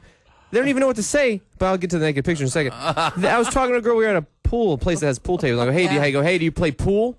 And she goes, I had sex on a pool table once. Oh, wow. That's a weird way to say you don't play pool. I don't even know how to respond. Was it a league? What is that? How do I go to that? I'm glad I didn't ask if she played ping pong. Yeah. But that pictures thing. Yeah, you got to be careful who you send naked pictures with to. These young chicks, they'll send naked pictures. You can do it. You don't even have to. I was just texting back and forth with a girl, and she's like, hey, I like you or whatever. Do you want to see some good pictures? Hey, yeah, semicolon, close parenthesis, I do. And then she sends a few of them. And I'm like, hey, these are hot. Yeah. And then she's got short hair in one and long hair in the other. They just keep them on file like W-2s. From now on, send me your boobs and today's newspaper. Yeah, I want to feel see special. them with today's headlines. Yeah. You want to know that they're fresh. We have Gianmarco Ceresi. Hello. How did I do? It's beautiful. It's beautiful. Now, where did you grow up? I grew up Maryland, Potomac, Maryland. Okay. Not in Italy, darn it. I know. I'm much more Jewish than I am Italian. Just to get that out there. So what? So Dad was Italian. Dad's like a little Italian. Okay. Like a little, and Mom's just Jewish, and they gave me this name. And when my dad raised me, he acted like I was 100% Italian. Oh, and I did the DNA, and it's I guess in like the 1930s, my great grandpa Luigi, his real name, my great grandpa Luigi, and my great grandma Donkey Kong, they immigrated here. Little island of Nintendo. Nintendo. For a second, you thought it was real. You're like, you're Sicily, yes. So would they call you like John Carlos Sarasso? Sure, yeah. Oh, sorry. No, my dad, he was like, he was a fighter. He would, punch people, and they called him Crazy Ceresi. Oh. Okay. And that's how I know I'm different, because when I was in high school, people just called me Ceresi, so gazy. Oh. That's what I got. See, kids are so nice. Yeah. I watch a lot of news. By the way, my favorite news channel is CNN Headline News. Is it? Because there's no segue between stories. They go from polar opposite A to B with nothing in between. Yeah. And that's what the future looks like with a nuclear North Korea. Coming up next, a boy in Pittsburgh collects nickels. It's like the news for people with ADD. We're all gonna die. Hey, a horsey. Squirrel. But these are some news stories that I noticed over the past several weeks. Could I share some? Sure. A woman in England pled guilty to disturbing the peace with her noisy lovemaking. Yeah. Well, she said guilty, but you could totally tell she was faking it. Sure. A company in Ireland created the world's first ever green technology vibrator that's powered by winding it up. Which means basically it's a Jack in the Box.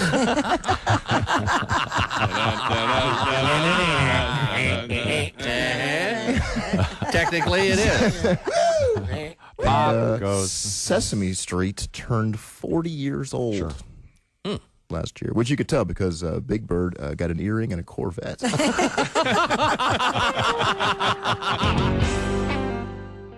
Larry, the cable guy. Larry, good morning. It's good to see you. But I got to tell you, I had a horrible nightmare Last night? last night. Really? Before I come in here, I dreamt the world's largest margarita. And woke up this morning, they was salt on the toilet lid. Thank God I didn't eat the worm in there, I'll tell you that much. I tell you what, I was madder than a skinhead watching the Jeffersons. I tell you what. Coming March 2nd, it's the new BobandTom.com and the new Bob and Tom app. Both faster, cleaner, and simpler with easier access, more choice, and no hassle. More info now at BobandTom.com/what's new. This is the Bob and Tom Show. Hello, my name is Alexa. Are you looking for Bob and Tom Radio? Well, it's on me. Just say, Alexa, play Bob and Tom Radio on TuneIn.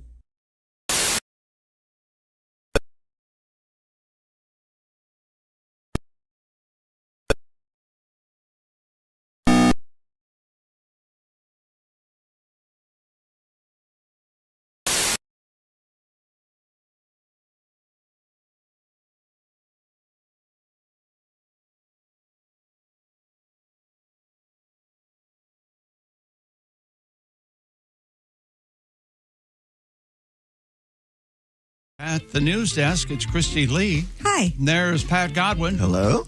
There's Josh Arnold. Hi. Ace Cosby's here. Howdy. I'm Chick McGee. Hello, Tom.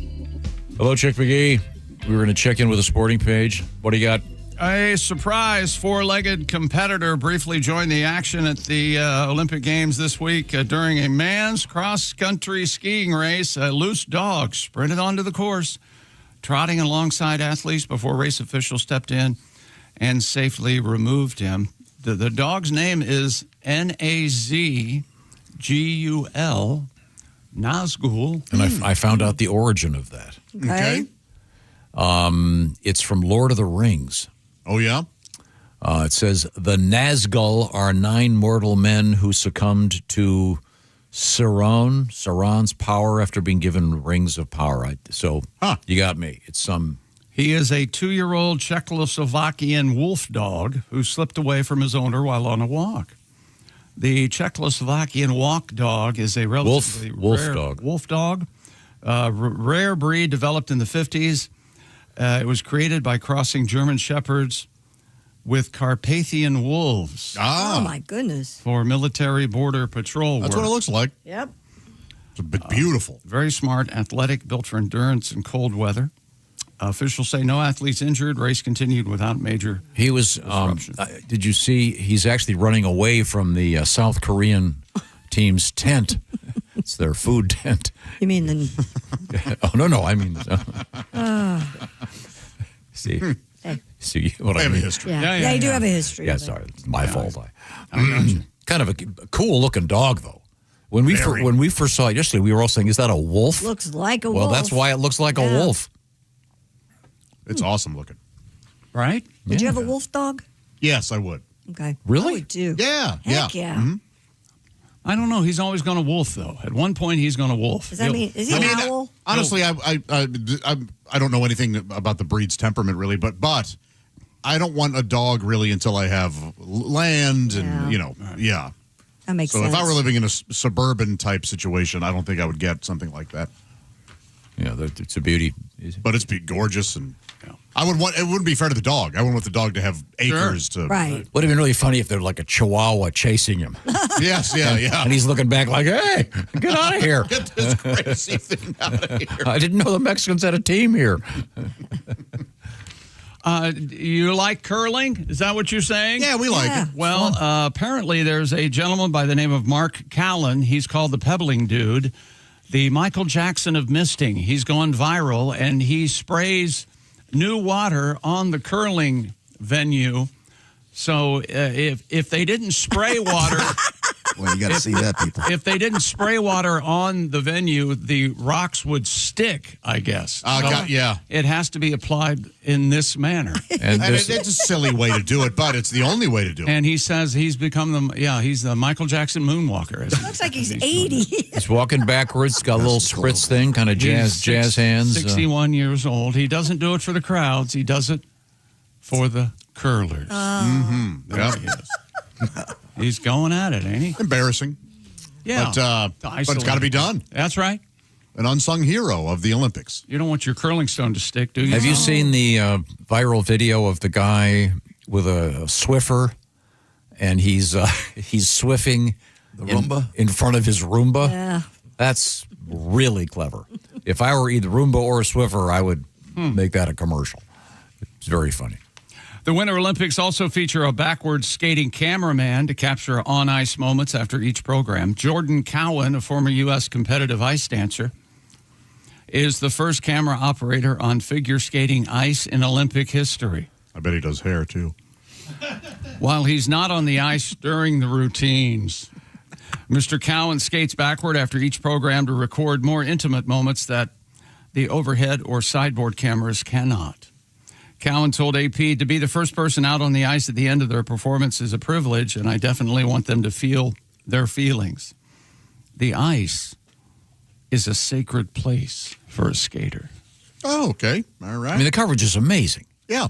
They've got the drones and that obviously takes skill, holding a big camera, skating backwards. Well, this guy's an expert skater, obviously. Yeah. So it's like a camera with jazz hands.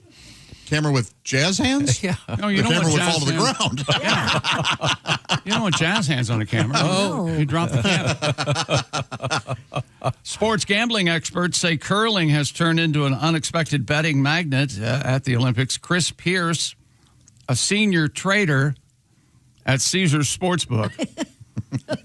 I'm a senior trader, is what I am. Oh, yeah, where? Senior Sportsbook. So you've been in the desert where there's been a big hole. That's how you get to be a senior. Right. If you would have told me at the start that we turn over $1 million on curling, I wouldn't have believed you, but there's a lot of interest there.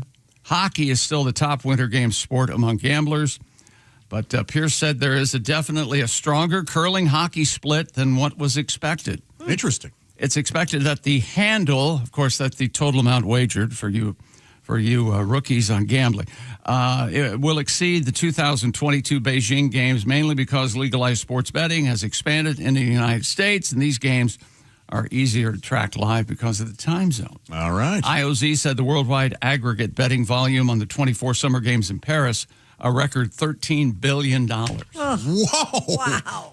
How do you? A lot of money. How does it work to bet on hockey, Josh? Probably the same exact as football, and you can either bet over under on the total goals. Exactly. You can, who's going to score? Give me the Blackhawks. Blackhawks +2 or whatever. Yeah. Can you imagine? Could you do that on goalies? Yes, I'm sure. Probably. Do they have like a point spread or a? Not so much that I'm familiar with. If so, that's deeper into hockey than I get. Probably bet the money line. But you said there's a lot of betting on curling. It would just be such an odd situation to have some poor guy and he got his legs broken. He bet the under on the curling yesterday. Oh man, it's kind of fun to watch. It is curling. It is fun to watch. I told you I started watching it Sunday, and I looked up, and it was 9 hours later. I couldn't. It was nuts. I'm just there. It's wonderful. Yeah. Okay. And how much longer are the games? What have we got today? And next weekend is the finals. I believe this Sunday is. Is this Sunday Sunday over? Yeah. Okay. I know it went by quick. Went by. When is the gold hockey game for men? The gold game? Semifinals are Friday, and then I would assume it'd be Sunday. Today's for the women. Yeah. Okay. By the way, we do have a little video here. I know this is radio, but I wanted to show you guys. This is the guy with the Swiffer. He's sweeping in front of a Roomba. That's so funny. But it will remind you of a little bit of curling action. Mm-hmm. Glad you enjoyed that. I'm glad you thought that was. I'm glad you thought that was so clever. Well, you don't think it's funny? Well, the clip's been out there, yeah. Oh, I'm It sorry. looks kind of obvious. It's funny. Not everyone's seen Funny it. last year. You've Where's, seen it. We'll stop doing it. You take a suction cup, dildo, and put it on top of the Roomba, then you got something. Yeah, where's that? The women's hockey, Canada and the United States, this afternoon, 1 o'clock our time. That's gold medal game. And then, of course, the bronze medal game, Sweden and Switzerland. And those two do not like each other. Let's just get this straight right now. An Italian pilot has made aviation history by landing on and taking off from a moving train. What? It's great. According to the folks at Red Bull, Dario Costa completed a world-first aviation dual maneuver in Turkey. The key is to get off, to take off from the train before it reaches the tunnel. Yes, that is important. Well, in landing, you can't land while it's in the tunnel. I bet this is one of those stories. Tom Cruise is going to hear about this, and he's going to go, the next Mission Impossible. Yeah. He landed his plane on a cargo train traveling at operational speed about 75 miles per hour. He then took off again, a vertical pull from the same container. I don't know what vertical pull is. I don't know what that means. Yeah, I saw this, and he kind of, when they say he lands, is it a touch and go? We have to keep him off the It's internet. a touch and go. It's a touch and go. Yeah. Oh, okay, so it doesn't land and stop. Yeah, there's gotcha. no way. Gotcha. Because I don't think... He wouldn't get lift. He would... He couldn't take off. They couldn't put the plane on the train and have it take off. Oh, so that's not how they did it? No, he's flying. He drops down, and then touches the back of the plane. And Okay, then here's some of the takes video. back off. And this is one of those Red Bull cool planes. So he was already flying. Yeah. Touches the plane and then takes off. Yeah. Ah, man. Not nearly as impressive. I mean, I get that it takes a certain amount of skill, but no thanks. Well, it takes a lot of skill. He can't see the train when he gets close. Can he see train cars ahead of him? But yeah, so that's what I mean. So you assume that the car you're going to land on is going the exact same. But it's not going to turn on you. It's the last car, and it looks like an aircraft carrier. Yeah, and they've on got top it painted real well, so he could tell. But once he gets close, it says there's no visual glide path. It reads as follows: he had to rely solely on his cognitive training and skill to achieve what was essentially a blind landing. You can tell a train's been here. You know why? You can see its tracks. Yeah. Oh, yeah. So, but it's at the end. So, Josh, did you ever late in a Saturday night land in a caboose? You know what I'm telling you. Oh my God! You mean have a snow cone in the backyard? It's occurred, and I find it to be somewhat overrated, honestly. Yeah, right. Yeah. Stupid world record. Oh, yeah. Nothing wrong with that one. Yeah, they're both pretty. Well, yeah. Why bother? I mean, the first one does you got a lot of not available in the hockey movie. Is that how you approach it? You're like, oh, it was an accident. Sorry. No, I have. I get that philosophy. That's never been my no. Yeah. Because would I want that quote unquote accidentally done to me, or would I prefer to maybe have a little conversation before about whether? Hey, Doc, you could have told me, for God's sake. I thought I came here for a toothache. When you guys get shots, do you want a countdown? Do you want no countdown? No. I'm a countdown man. No. But I have to watch. Okay, so I can't. You want to see? I look right. I look the other way. I look the other way. I just want to talk, or whatever. Just sit there, do it. Don't even tell me. But the needles are so microscopic anymore, you can't feel it. There really are some you don't feel. And then, amazing. And when you get we're done, and I'm like, what? But when you get a blood draw, that can be rough. There is an art form to being a phlebotomist. There certainly is. Sure as hell is. There are some phlebotomists that did not finish very high in their class. I can tell you that. This is your fourth try. What do you say we try somebody else? Oh no, I don't know what to do. Well, let's get somebody else in here, Pat, shall we? I have said that twice in the last 2 months. Good God. Josh too, right? Am I right? Didn't you get somebody else? But she went, I'm going to get somebody else. I didn't have to say anything. I said, is your supervisor here? I see. Because when she couldn't find a vein. If you've looked at I look like one of those. I've got so many veins. Visible man. No, I look like one of those model schlong. It's pretty easy to find a vein for me. I see Josh going, oh boy. Oh boy! Did you say "oh boy" a lot? I bet you did. I think you'd be shocked. Really? You wouldn't even know I'm getting shots. No kidding.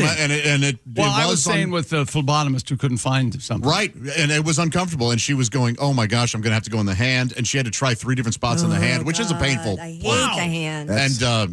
And she was like, "I'm so sorry." I was like, "You're all right. It's okay." Was that to start your IV?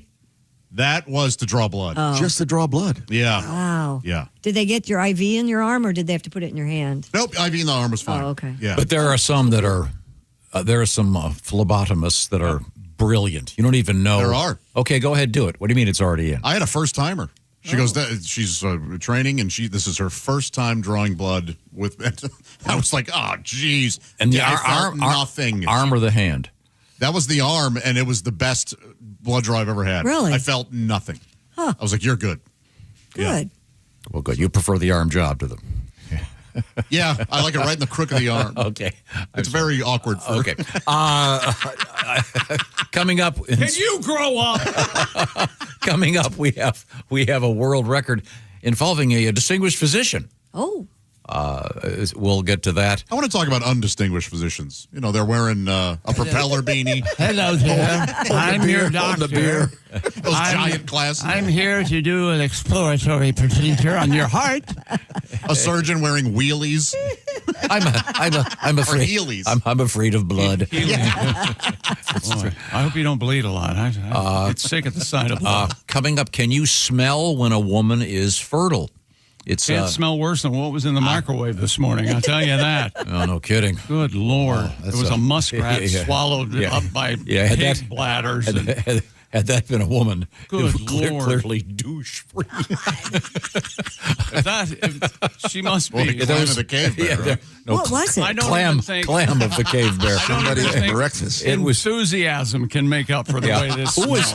Who was cooking and what the hell were they making? God. I missed it. You're lucky. Real bad. Yeah, that's why I had to put in eye drops. It smelled so bad. Yeah, we had it in our mouth. These are the O'Reilly Auto I Parts tasted Studios. it in his mouth. These are the O'Reilly Auto Parts Studios. Please join us. We'll be here for a while here in the Bob and Tom Show. This is the Bob and Tom Show. Reach us toll free at 1-888-BOB-TOM-1 or at bobandtom.com. This is the Bob and Tom Show.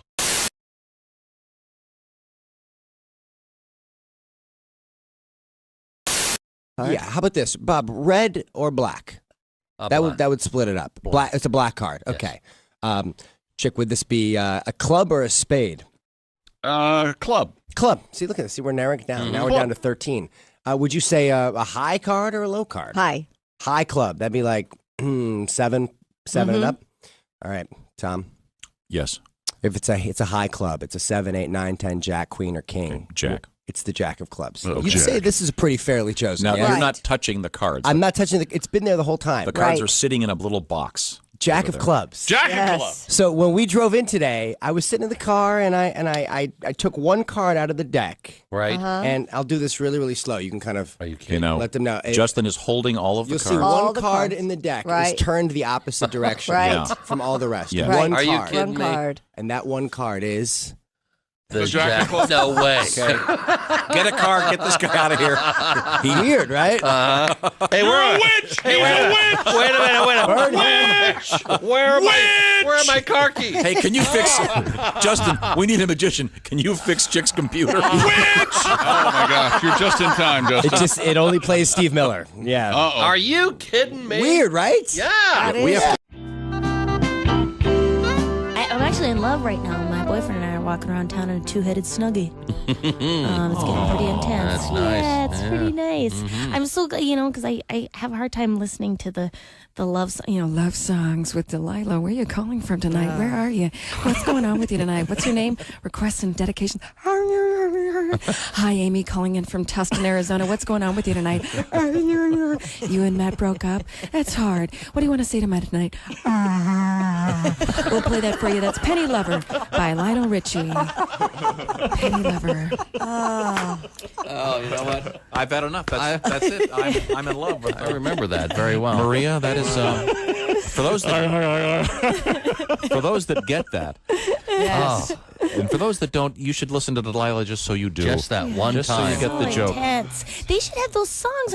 They're not good for people's mental health. Like they should have little footnotes at the end of every verse.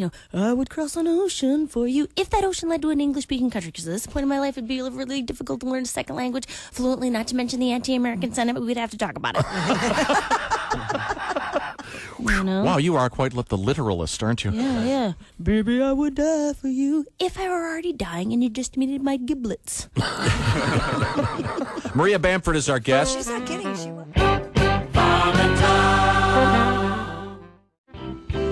I'm not a stripper person. I don't go to strip clubs. No, I don't. I just. I know. They come to you, right? Well, kind of. So how I'm dating a stripper, I don't understand how that happened. And what happened was I met her outside of the situation. She's getting a little older to be that, and she said she was a writer. I met her at a social event. She goes, I'm a writer. And I'm like, well, that's interesting. What do you write about? She goes, well, I write about sex work, being a dominatrix, and stripping. And I'm like, why do you write about that? She goes, well, that's what I do. Oh. So somehow or another, I just held on to writer.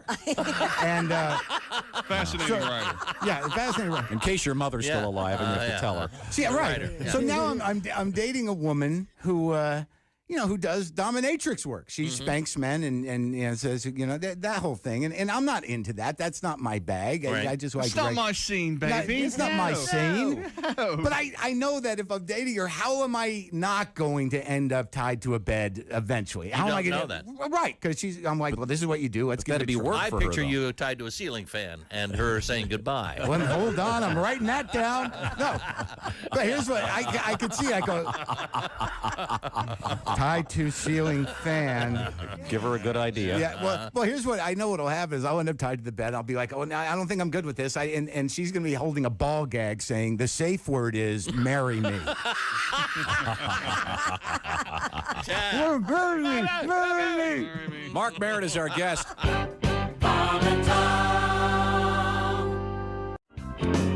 You know what bugs me about life? What's that? People who take a reasonably simple task and make it incredibly complicated, like making a full-scale Broadway show production out of drinking iced tea. That to me is really. What's your problem? Why can't I enjoy my iced tea over here? Well, you can. Did you bring your thermos? I did bring my thermos. Can we get a picture? Can we get a picture of the thermos sitting and Christy standing beside it? Yes, so they can get the actual full because seriously, spectrum of how big this is. Easily, that's bigger than Christy's head. Correct me if I'm wrong. That. Christy could easily sit on that and watch a sporting event. Yeah, certainly. Well, what's wrong with having? You know what? I think we should have her sit on it. And we'll caption it "Sun Tea." He's going to read some article or some idiot friend, and when I find the idiot friend who told you about this cold iced tea, I'm going to punch him right in the face.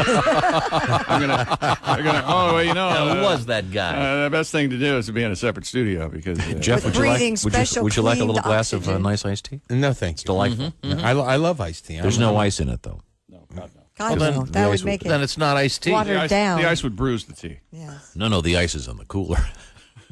I quit. Can we get a picture of the iced tea? How much does this add to your morning? You had such a bad morning, you said. Are you getting up extra early now to make your tea? No, the tea was made last night in the car when I left this morning. Oh. In the car? Somebody put it in the car? I did. You put it in the car? You put it in the car? Last night. Last night? Yes. How did you? It's crazier than I thought. Well, how did it I thought it was supposed Three to. letters come to mind. OCD. Those definitely. Are you kidding me? I thought it was supposed to brew in the refrigerator. That's old technology. Only with Tom, the OCD is in capital letters with big lights around each. I thought the tea was supposed to brew in the refrigerator overnight. Tom's taking it a new step, I'm sure. Well, why not have it brew? I call it not OCD. I call it CDO because I want the letters in alphabetical order.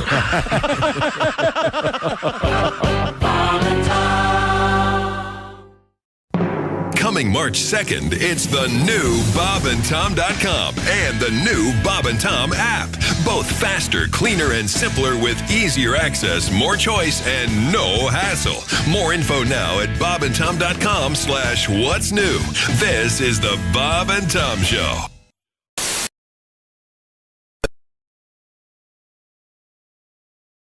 What I mean.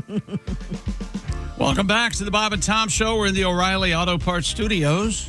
At the news center, it's Christy Lee. Hi, Chick. Hey, there's Pat Godwin. Hello. There's Josh Arnold. Hi. Ace Cosby. Chick. I'm Chick McGee. Hello, Tom.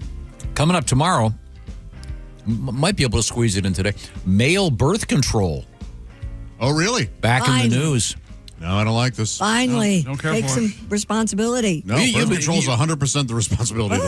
Look it up. Oh, come on, Josh. You're Not us, it's history, right? I know what Josh does for his birth control. He What does he do? Eliminate the woman? no, he just turns on the view. The view. Boy, those are some loudmouthed women, aren't they? No, Whoopi, put it Not back. that they're loudmouth. Put it back on. Stupid. I don't care how loud they are. It's what they're saying. Stupid world record. Stupid. An emergency room doctor from Ohio has broken the Guinness World Record for the most matches held in his nose. No, let's be very silly. Come on. And they're not lit. Well, I think that's part of the.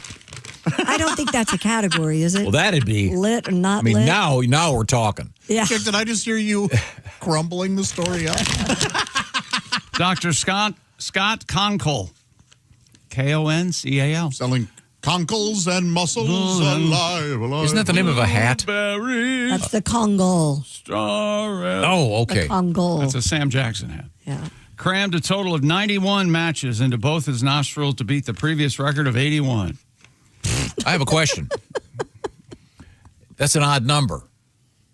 Yeah. Oh, so you two nostrils. So is the average human nostril, is one bigger than the other typically? Is this Maybe, like women's I boobs? bet it coincides with right-handed or left-handed. What about testicles? Don't you have one bigger than the other? Kinda. See? Sort of. One sometimes hangs lower than the Yeah. other. Pretend you don't know about Josh's testicles, Christy. I don't. My buddy referred to it as the juggernaut. The one that was slightly. Oh, I like that. That's Yeah. funny. That sounds like a Jerry Lewis movie.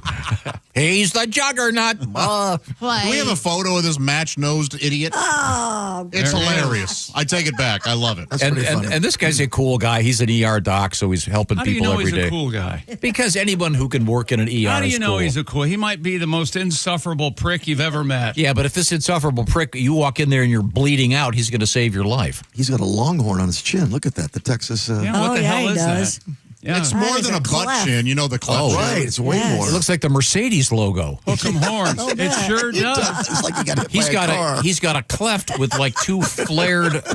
Poor guy. Hey, What a hideous human being. no, this guy saves lives every day. No, I'm with Chico. We don't know his stats. Yes. You're just assuming because he's a doctor. So you're suggesting that more people died because he's putting matchsticks in his nose? Maybe. Hey, I'll this guy be could right be with nicknamed you. Kevorkian. We have no idea. Oh, God. I think he's a striking individual. Strike a match. I love matches. Close. Love You them. love Me them, too. don't you? That's I why like I to gave, light them and That's throw why you them. gave them to us for that's Christmas. why I gave you guys matches for Christmas. What I use for my candles. I've had to reorder, by the way. Nice, dude, because I want They're more. very I want Did you popular. order I love for those. yourself, or did you give them to others? I didn't get any for me, and then Kelly said, "Why don't we have any of these?" Yeah, I love the smell of matches. And got that really silly picture of me dressed like a Cowboy. That's not a silly picture. It's a good picture. It should be silly, and it is. It's not. She must Yeah. really like that picture. Did she get it framed and put it on her nightstand? Start a fire in the bedroom. Is she like Start a Cowboy fire Tom? Yeah. Without a spar. The day that she puts a picture of me on her nightstand will be Really? just the week of the funeral. Oh, No well. way to live. in her No way to defense. live, boy. My God. In her defense, You need a safe house? My God. she does have a picture of you and Hugh Jackman. It's just you've been folded under.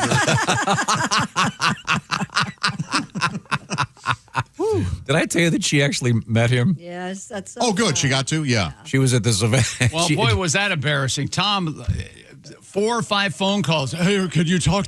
This is Kelly. Could you talk to? Yeah, it was so embarrassing. We'll never see him again. But My the, God, yeah. Thanks. I'm not going there. He puts Hugh his Jackman whole was- family on the phone. Hugh Jackman was Jackman. you don't even know his name. He was in here. Jackson 5. This way, this tea just went down. Sorry. Are you all right? Mr. Jackman was in here. He couldn't have been nicer. And despite how you treated him. So Kelly actually met him at this event. She goes, I talked to you on the phone. And he knew. He goes, oh, that's right. You were down in Florida with your kids. He remembered the whole thing. He is amazing. He is a good actor. He's a nice guy. Very nice fellow. He wasn't nominated for Said he wants to come back in here and just sit in as a DJ one morning. Oh, it would be great. Yeah, come on in. Guess we'll have to sit in your seat, Josh. Christy, would you be mad if he had to sit in my seat next to you? No. You want to give me time to think about it? Yeah, you think the green room smelled from that cooking this morning. All right, who's making clams? Oh, well, that leads to this story. I have a question, though. This guy with the matchsticks up his nose? Uh-huh. Is there some trick to this? Do you have to lubricate? It didn't look like it. That's a fair question because I bet you have to work up to it. I would think lubricating would be not dangerous. That's kind of it could cheating, slip. isn't it? And Go all the way up into your brain. So you'd take like 50 of them and get like a wad of them, shove them, and then start slipping. I think he starts with maybe 3 and then more. But do you stick them? I bet he fills one nostril first. But do you put them around the perimeter or do you put the new ones in the middle? Why don't we get him on the phone? The new ones have to go in the middle. I think we you're can't right. get him in the phone because you guys insulted him. He's probably going to sue you for malpractice. What? Not malpractice. Can you see? Libel. Can you see if you can get Dr. Conkle on the phone for me? Slander, I would think. Maybe libel, but I don't Okay. think. Let's see. It was, we were speaking. It would be slander. Slander. See if you can get the doc on the phone, will you? Okay. Oh no, you can't. Oh, what a shame. Maybe next. Did you see the comment where he said, "As a physician, I've been entertaining." I saw it. I chose not to read it. He says, anyone that knows me finds it entertaining that I choose a record that involves sticking objects where they don't belong. In the ER, there's no shortage of unique objects that get stuck in unique locations. Oh, I bet. I guess he decided not to do the record for the most, ping pong balls in the keister. They call him Match Adams. Nothing for that. That was interesting. No, that was. I would have thought it got solid. That would have been a good headline. Part of me was hoping there was nothing. I sensed. Yeah, I enjoy it. But what I appreciated was you weren't not giving me anything because you thought it would be funny. Exactly. It really was natural. Exactly. The vacuum is very funny. Yeah. It's more of a Reader's Digest headline than a joke. Well, they call it, but you have to be aware of Patch Adams, the movie. And look, yes. I was just trying to get on base with that. Less than successful movie. I wasn't a home run. No, I wasn't swinging for the fences. Yeah, I just say, hey, we got a doctor who puts matches. He tries to entertain people by putting matches up his nose. Match Adams is right there. It's right there. A solid single, not necessarily a bunt. I think it was a bunt. Well, did I make it to Well, first? if it was a female doctor. Did the bunt advance the runner? Yes. Okay, I'll take it. Yes.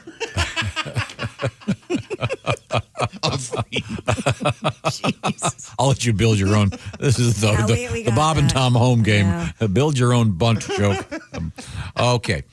Coming up, we have a guest. We have to start behaving ourselves. Have you ever gone into that place called Nothing Bunt Cake? Yep. I'm curious. I want to go in there. You've never It's been there? delicious. So good. Are they Very, good? very good. Very Really? good. And they have little individual ones. Yes. So if you want to try like 3 or 4 flavors, you can get a big pack of 4 of them and eat them all in your car. It's a bunt fest. Parking lot. Boy, last time I was Lilith Fair was the. Oh, you put your face right in there. Huh? We have to start behaving because we're going to get a guest in here. Comedian Carter Dockerty will be here. Also, our good buddy, actor Drew Powell, is going to be joining us this morning. Coming up in the news, we have an update on Michelangelo's David. And we have 2 cool art history stories today on the way, and another big story in the world of sports. And can you smell it? World of sports? Yeah. No. We've got a Seahawks update. They're going to sell the team. Why? How is that an update? You just gave the whole story away. They announced at the end of the season that he's going to sell the team. That's what his will says. They denied it. These are the O'Reilly Auto Parts Studios. This is the Bob and Tom Show. Thanks for listening to the Bob and Tom Show, sponsored in part by Java House, the official coffee and refreshments of the Bob and Tom Show.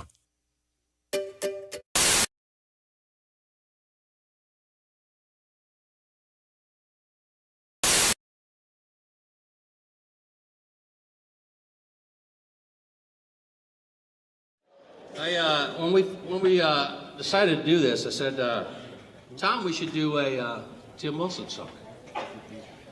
And this is really hard. I practice, and man, I sucked. You just can't do a Tim Wilson song. So I took liberties with some of Timmy's songs and whipped a song together in honor of Tim.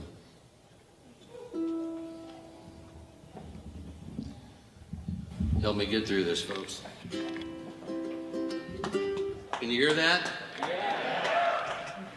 That's too bad.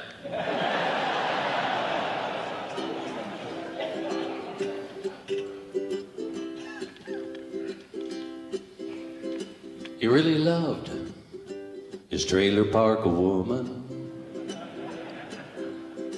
Didn't care much for Dr. Phil. I'm sure he started the church league fist fight. And his ass got tired of Shaquille O'Neal.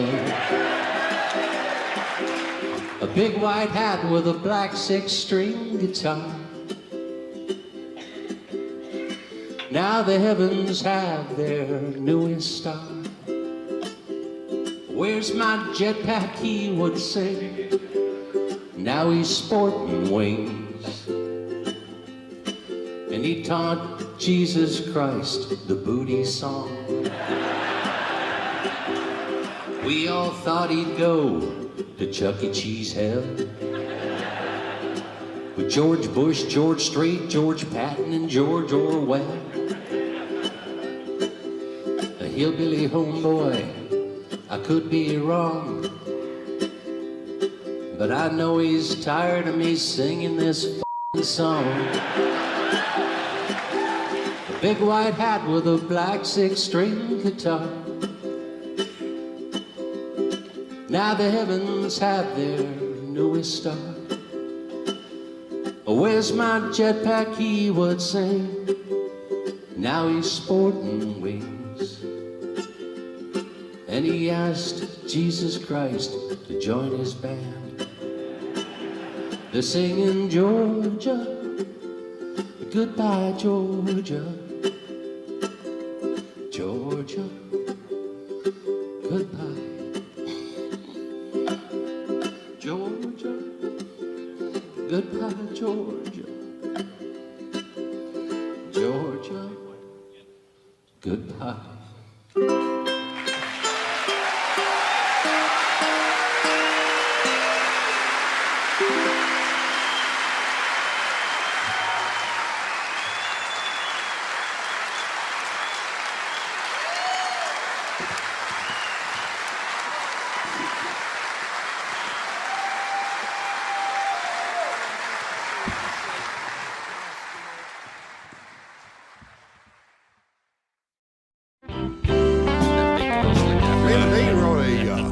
We wrote a 10-minute song about Chick capping the oil spill. Did you? Yeah. Really? What? Anybody want to hear this? Yeah. What now? I don't. No, I'm puzzled. Chick McGee capping the oil spill? Yeah, we just thought up a stupid little song. Uh-huh. The problem is you got to get somebody to be able to go down that deep. Right. It's humanly impossible I've been down for somebody 80 to do that. I've been down 80 feet. So the first part of the song has to do with getting Chick's blood pressure down enough to where we can get him down there. Oh, gosh, yeah. My impending death. This is hilarious. Go. There we go. Yeah. This may not be funny. I don't know. Well, that's all right. So you far, couldn't measure Chick's blood pressure. It was 20/10 or less. Chick had been married about 13 times. He'd fought the IRS. Chick was immune to pressure. His heart would barely beat. And the question was, could Chick McGee go down 5,000 feet? I don't know. All right. Get my bearings. Fair enough. Chick scuba dived for sucking treasure and sold the gold he'd found. And one day Chick bought a submarine. He could take it a mile down. Wasn't any telling how far down Chick would dive. Would it go down to the bottom and would Chick still survive? Christy, don't move the paper while I'm saying. I was trying to help. Could Chick cap off an oil spell? We'd have to oil spell. Oil Can I do that oil again? spill. Could Chick cap off an oil spill? We'd have to wait and see. He'd pump gas at a Chevron and chick despised BP. Now you can hurry him. Wouldn't want to do it quicker. Chick would pump gas at a Chevron and chick despised BP because the BP station had a guy with a mullet and an Aussie satin coat who'd stand in the road and yelling at cars trying to sell some stupid boat. That guy. Donnie Baker, yeah. Chick stopped the spill in about 10 minutes and came back up for air. Then he closed the hatch down one more time and drove it back down there. And Chick mooned Donnie Baker on the BP camera a mile down at sea. And Barack Obama, that's what's known as audacity. So don't tell me about audacity. Let's find somebody who can whip the ass of somebody at BP. Don't tell me about audacity. Yeah, show me a man that's smart and gracious, a man that's sort of spacious. The man who defines audacious. Chick McGee.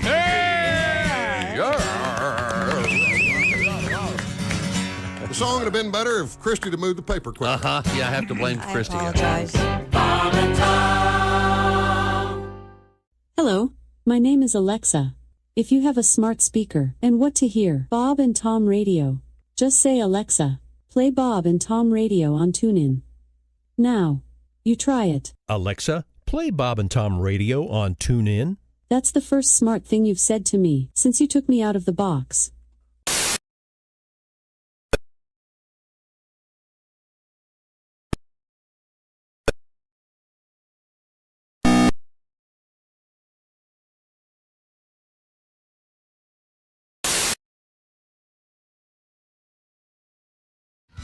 Welcome back to the Bob and Tom Show. We're in the O'Reilly Auto Parts Studios. There's Christy Lee at the news desk. Hi. There's Pat Godwin. Maybe a song here, Pat. Oh, I got songs. That'd be fun. Tom, Pat has a song.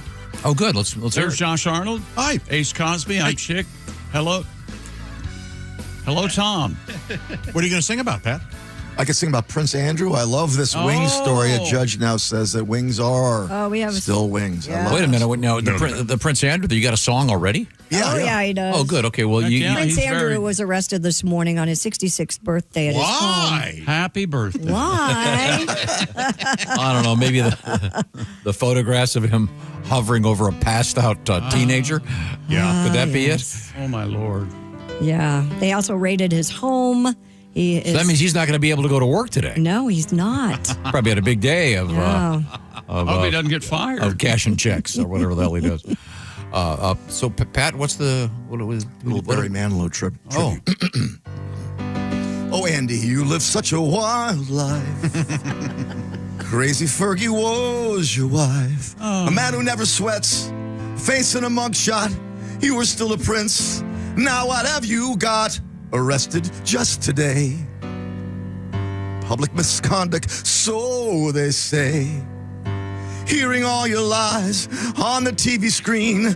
Now you realize you shouldn't have hung out with Epstein. Oh, Andy, well, you came and you left without asking for someone's ID. Oh, Andy, you kissed her and pictures were taken.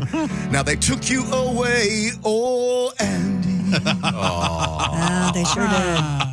Is he still married to? Was he the one married to Fergie? Yeah, they're not married. Oh, not the great singer Fergie. No, Sarah Ferguson. They're not married, but she stood by him all these years, and now it's... That was in the song, Tom. Yeah. And she was also mentioned in the Epstein files, and so were her girls. Oh, yeah, she had some emails back and forth. Yeah. Mm-hmm. Who was it, though? I mean... Pat, don't you have a tribute to, I do, to Epstein Island? Mm-hmm. A lot of people mentioned. But just because you were mentioned doesn't mean you did anything necessarily. Oh, that's true. Here we go. Oh! Who's on the Epstein list? Country's mad, wives are pissed. Oh, you know, it's just politics, but it seems everybody's on the Epstein list. Prince Andrew, woo, that's obvious, especially today. Everybody's on the Epstein list. Nelson Mandela, the peace activist. Someone said he's on the Epstein list. Desmond Tutu and Pope Francis, Mr. Rogers. Yeah, what are the chances? The Dalai Lama's publicist seems everybody's on the Epstein list. Well, the guy from Dunkin' Donuts who gets up early, Larry Moe, and the first Curly, the unknown comic, the Maharishi, the guy who sold me my Mitsubishi, Giants owner, Steve Tisch. Everybody's on the Epstein list. Epstein list of people are pissed. Yeah, who's really on it? Who'd they miss? All left side, right side, down the middle. That guy from the band Kansas who plays the fiddle. Even my girlfriend's really pissed. Apparently, I'm on the Epstein list. Oh, no! By the way, the guy from Kansas isn't on the list, just to clarify. Very fine. Wayward. Are you worried he's of the Wayward Sons? Going to hear about it? Is there a Kansas cover band called the Wayward Sons? Oh, there should be. That's a good if one. Not, that is not bad, yeah. If there isn't one, there should be. We have Christy Lee. I know the one guy who does Kansas covers, Dustin D. Wind, isn't. He's fine. Double. That's very good. Josh will be leaving the show to. Josh will be leaving the show to edit the humor in uniform section of 1950s Reader's Digest. These aren't too far off from some of the jokes you slang. Of course, they're exactly the same, but better. How dare you insult myself? Wait a minute. Wow. New research out there suggests men cannot smell when a woman is fertile. We can't. No. All right. Based on her. I didn't think we could. Well, I thought you said that was the story that we could. No, one time maybe we could. The story was That's been the so-called theory. That's been floating around for a long time. In evolutionary science, they were wondering if you led me astray. If women would be more attractive at that time in order to propagate the species. Am I getting this right? That sounds right. I don't know anything about science. Based on her vulvar odors. Now, how do they? This VULVAR. Looked it up. It's a medical term used to describe anything pertaining to the vulva. Sure. Okay. So it's also a very fine Swedish car. I've owned several, and I highly recommend them. Researchers in Germany sought to test the so-called leaky Q hypothesis. That sounds... Yeah, that's a terrible name for it. Is leaky a name of a person? No, leaky Q hypothesis proposes that women might unintentionally emit some kind of subtle physiological signs of fertility. I see. Including vaginal odor. Yes. And is that the letter Q or Q? Q is in line. No, Q is in you're getting a Q. Oh, CUE. Okay. You got a Q to go to the leaky Q. Wow. Well, I mean, one of the I'm sure you probably don't know this, but there is a sign. There is a leaky Q. Really, when a woman is fertile, she usually will have some sort of a discharge. But this is talking about armpit odor, voice pitch, or facial attractiveness as well. Wow. After scientists collected vulvar odor samples from women, 139 men were then tasked with sniffing the samples and rating them on attractiveness, pleasantness, and intensity. Interesting. And they don't know they don't know which woman it came from. And they don't know if she's fertile or not. Okay. And the study showed that they could not recognize whether the woman was fertile or not? That's exactly right. Wow. They could not, they were not influenced by the woman's fertility status. I was watching the video, and one guy took a big whiff, and he goes, oh, this has that new car smell. Apparently it was a new vulvar. That's the same Joe. Well, it's the same damn Joe. 82% of the men in the survey immediately went to McDonald's and got a Filet-O-Fish. They can't figure out how that happened. I don't know why I've been craving one of those. They're the best. You mentioned the other day. And we had the letter the other day that apparently, can you always get the double Filet-O-Fish? No, typically it's just this time of year, Lent. Okay, Yeah. okay. No kidding? And it's great. I bet you. And other fast food people, they jump on the fish bandwagon during Lent, too. Right. Oh, Boy, TV now will just be tax place commercials and fish sandwich commercials. Yeah. Oh, I am a huge fan. Yeah. Every time you bring this up, I want a filet. I haven't had one since I was a kid. Good. Well, I love them. Oh, that's my McDonald's order is always the same thing. Well, because I don't do tartar sauce. Iced tea, Filet-O-Fish, and fries. And at the time, I didn't eat cheese either. So when I was a kid, God! if I ordered, What about the bun? if I ordered a Filet-O-Fish as a kid with nothing on it. I can't imagine. My parents went ballistic. Well, back then it probably took 25 minutes. Don't blame them. I did. Hey, a little Miss Difficult Eater in the back. Hated it. Arby's has a real mean fish sandwich too, man. Oh, I wasn't aware. Yeah, McDonald's and Arby's get a lot of my business this time of year. All right. We have the fish too. Big fan. Now, so for this study, wait a minute, I got to find the script here you had here. It says the 139 men were tasked with sniffing the samples. So did they just take a swab and? Sounded like it. It sounds like it. Mm-hmm. Or you It think? says wait, vulva you odor think samples. there was some guy holding his fingers up to guys' noses, don't God. There you go. What do you think? And in a couple cases, smell my elbow. Thank God you're not in the medical field. Oh, are you kidding? I would have flunked out the first day. That's an interesting study. Mm-hmm. It is an interesting study because we've all heard, and that whole pheromone thing. And, Sure. Yeah. What's one of my favorite ones we ever had? I have to dig this up. Remember the one with the T-shirts? Yeah. Where they, pretty interesting. They slept with the T-shirts and then. They cut the T-shirts into little swaths. Yeah. And women based their attractiveness on the smell. On the right? smell of the man's body odor. Yeah. Yeah. Very interesting. But so this that was a pheromone study. Long-held legend that men know when their woman is fertile, but even somewhat unconsciously, is apparently not the case. Women would like to know when they're fertile. Yeah, there's not. I mean there are apps and stuff, but they're not totally. Yeah, it's when you trust me when you're trying to get pregnant, it's I don't even want to go there. But also, I don't know how to word this delicately. If a fellow is close enough to a lady to get a whiff of it anyway, isn't it party time? Well, I get what you're saying, but in the doesn't necessarily mean she's fertile if you're that close. Do you look at someone and go, "Hey, it's party time"? I'm trying to be delicate here. Also, it was based on facial attractiveness and a couple armpit other factors. odor, right? and, not just the. So you didn't have to get close to the vulva, but this test though was strictly vulvar odor. Aroma. But yeah.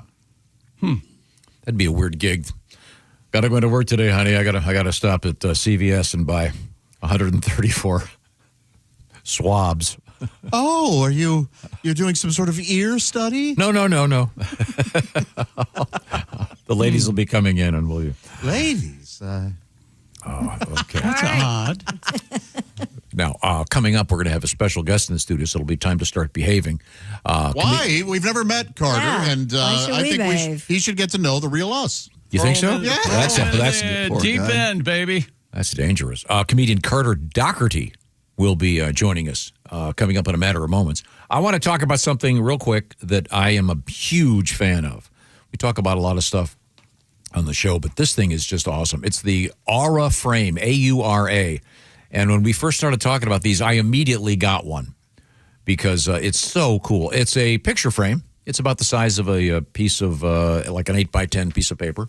And it's got a beautiful black matte finish on the picture frame, except you don't just put one photo in there. You hook it up and you can load it with unlimited photos and videos.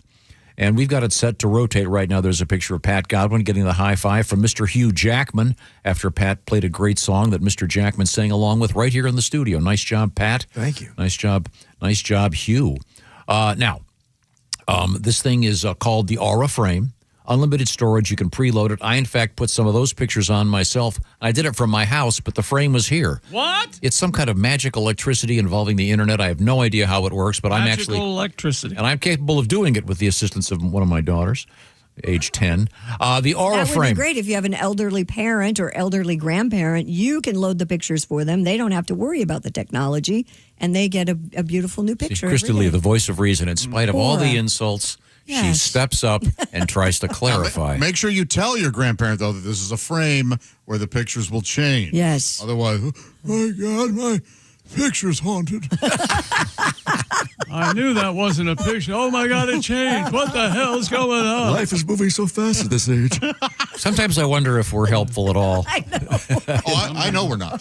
Okay. The world's just moving too fast. The pictures change all the time. There's a picture of me wearing a wig. I look kind of like Robert Redford right at the end there. Yeah, kinda. Couldn't give up there. Oh, look, there's there's Mr. Fletcher. He's saying, have you heard about my new diet? I'm supposed to be eating cheeseburgers. No lettuce, no tomato. Really? Would you like ketchup in your cheeseburger? No, the ketchup is for my French fries. French fries and a vanilla shake. Or a frames. Where do we get one? A vanilla shake. Bats in the Belfry. It's a combo meal. Marbles officially lost. Hi, this is Steve from Aura Frames. What the hell's going on Thursday? Can you illuminate that for me, please? There's a picture of Willie on stage. I love this Aura frame. That's why I'm going on so long about it. This is really cool. Bob and Tom Show listeners get $35 off the famous Carver mat frame. And we'll get objective here. We can go to the New York Times. Wirecutter named it #1. And if you read Wirecutter, they don't like anything. They love the Aura frame just like I do. The code word is Tom when you go to auraframes.com. The code word will let them know that in spite of the rather verbose presentation of the show, $35 off. Mary and Joseph. Auraframes.com. Get one today just for me. The promo code is Tom. It's an awesome product, and I don't use the word awesome lightly. We are going to come back with Mr. Dockerty, unless he's already ditched us. We are in the O'Reilly Auto Parts Studios. This is the Bob and Tom Show.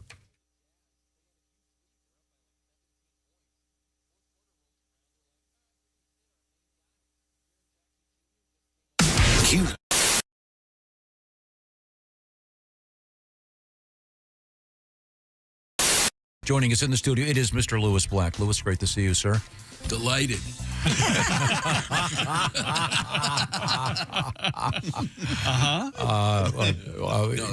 How's life these days? You doing all right? Yeah, you just great. Great to get to come here, then go to the airport. It's going to be great. Yeah. It's a good thing you've got a great airport. If somebody tells me again how great your airport is, sit there with me today. Come on down and sit and let me know just how great an airport it is.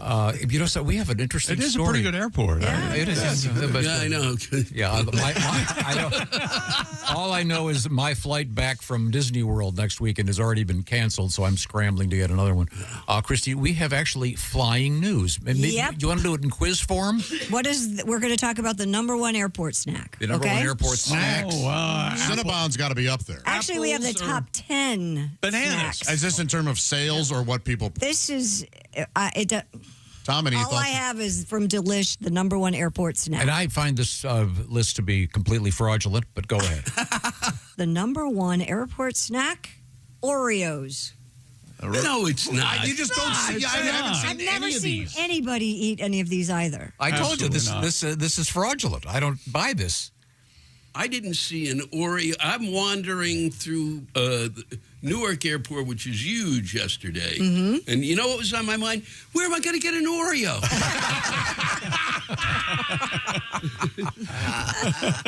You know how you get your airport milk? What are you supposed to dunk in it? Yeah. Well, delicious.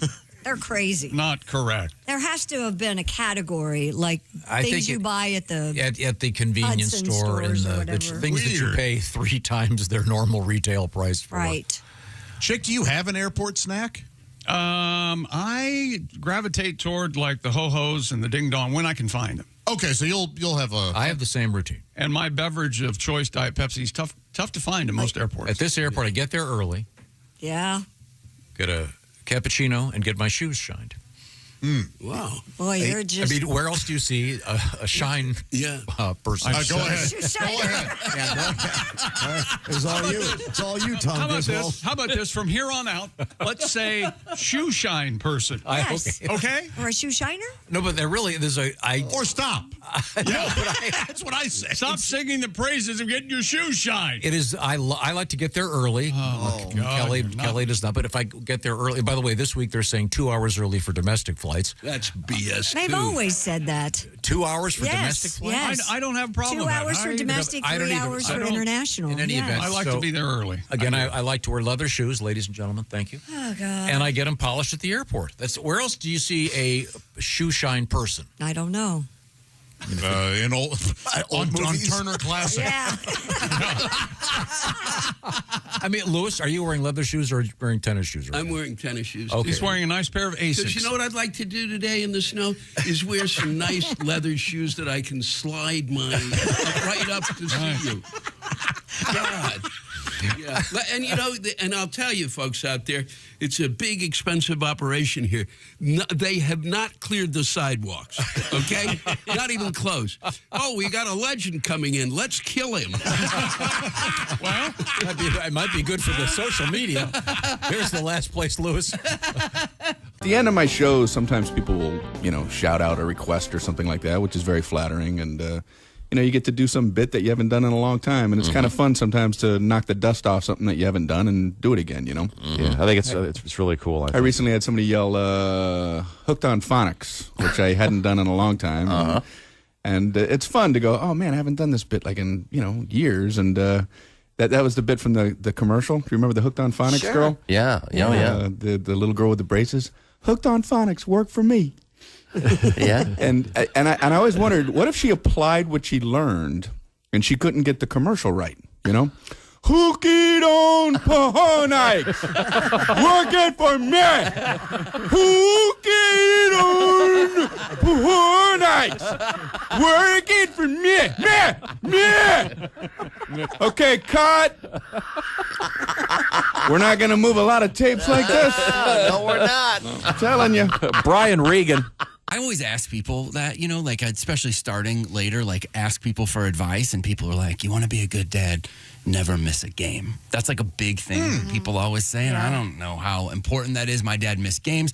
My dad did real estate. My dad missed a game one time because he was closing a deal on a big industrial space, so he missed a game, and we went to Disney World that year, so it worked out pretty well. Oh, yeah. I'm like, Dad, take next season off. I want to go to Euro Disney. Let's see. Yeah. My buddy's like, I had a great dad. My dad never missed a game.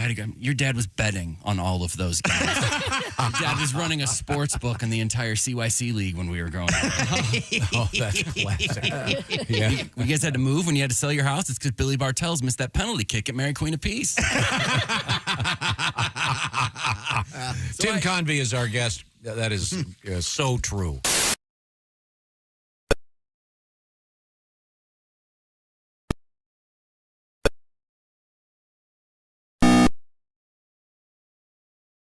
The professional parts people at O'Reilly Auto Parts. There's Christy Lee. Hello. She's at the news desk. There's Pat Godwin. Hey, Chick. There's Josh Arnold. Hi. Ace Cosby's here. Hello. I am Chick McGee. And Tom, we have a brand new special guest. Bless his heart. We certainly do. He's a young man. We've never met him. His name is Carter Dockerty. Hi, Carter. Howdy. Now, I'm just guessing. I've barely even spoken to you, but were you ever bullied as a kid? Did they go like Hickory Dockerty Dick, something like that? That was a common one back in the day. I figured it's just right there. Yeah. That's an unusual name. I like that name, Dockerty. You're kind of an old school bully, weren't you? When you were... No. I was in the opposite end of it. You got bullied? Oh yeah. Okay. Absolutely. Oh, that's right. You didn't have a pubic hair until. Yeah, that was. That's why he bullies us. Yeah. Oh, I don't bully you. You're just all soft. I like that. Soft as a newborn baby duck. Carter, how old are you? I'm 24. A baby. Yeah. Wow. Born in 2001. Now, ouch. I often, one of my friends just had a baby last week. And we were, while during the pregnancy, we discussed naming the child quite often. Yes. And naming kids is tricky. I always go by I call it the Supreme Court Justice Rule. So your name, for example, you'd be a great Supreme Court Justice. It doesn't mean Carter Dockerty today. Yeah, that's a good name. Good. Mm-hmm. But there are certain names that people have that, if your name is like, Galaxy, you're going to end up being a stripper. Did he go with the name you suggested? God, I hope not. Or approved, I guess I should say. The latter. Yeah. Okay. Mm-hmm. And he hit a home run with the middle name. I mean, and at the last minute, a home run. Okay. He managed the middle name is a combination of both mother-in-laws. Wait a minute. Nice. His mother and his mother-in-law. brilliant move. Yeah, that is nice. That way, I mean, if you can get through that and not piss off somebody, that's a miracle. And it's a coherent middle name? Yeah. It's perfect. You can't share it? No, I don't want to. It's not a mix. It's not a mix of like Connie and Hunter. You feel free to leave. Now, your name, Carter. Yeah, my mom chose all of our names after U.S. presidents. Are you serious? Yeah, I got 3 siblings, and I'm the oldest, and I got a brother named Jackson, a sister named Madison, and then I got a little baby sister. Her name's Barack Obama. Full tilt, yeah. Oh, so she obviously remarried. Yeah, she has a different dad. I wonder if that kind of you wonder if that's, by the way, that's really cool. Yeah, That's no, really I do sweet. actually have a little baby sister, little baby Kennedy. She's 4 now. Those are great names. That is great names. Oh, yeah, Wow. I've never heard Never of even anybody thought of doing that. that. Did you? Oh. Wow. And because our former producer, Dean, is a kind of a presidential history expert. Right. But he didn't have any kids. I wonder why he's never, and he's also got like 10 dogs. Why he didn't name all of his dogs after presidents? I'm going to have to call him, tell him for his next dog, he has to start doing that. I'm sure he'll be really excited to get your call. I like that you think your number wasn't blocked 2 years ago. I know where he lives. I can drop off mail. Carter, what else is happening in your life? Are you you're 24 years old? You single, on the hunt? Are you married?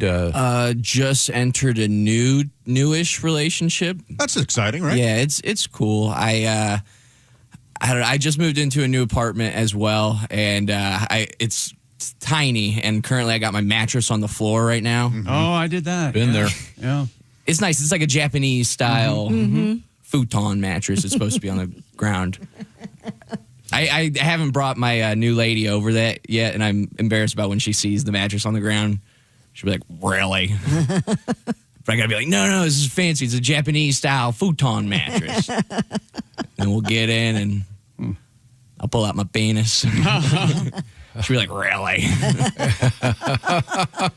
Like, no, it's a Japanese style. I say, not huge. Yeah. It's funny you'd bring that up because it actually leads to a news story today.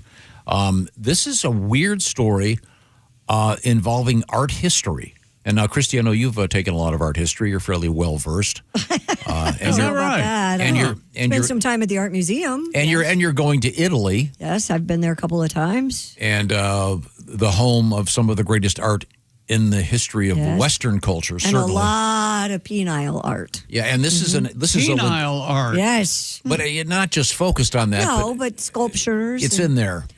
Art researchers say the depiction of penis sizes in historical paintings have gradually increased over the past 7 centuries. Didn't it used to be considered gauche?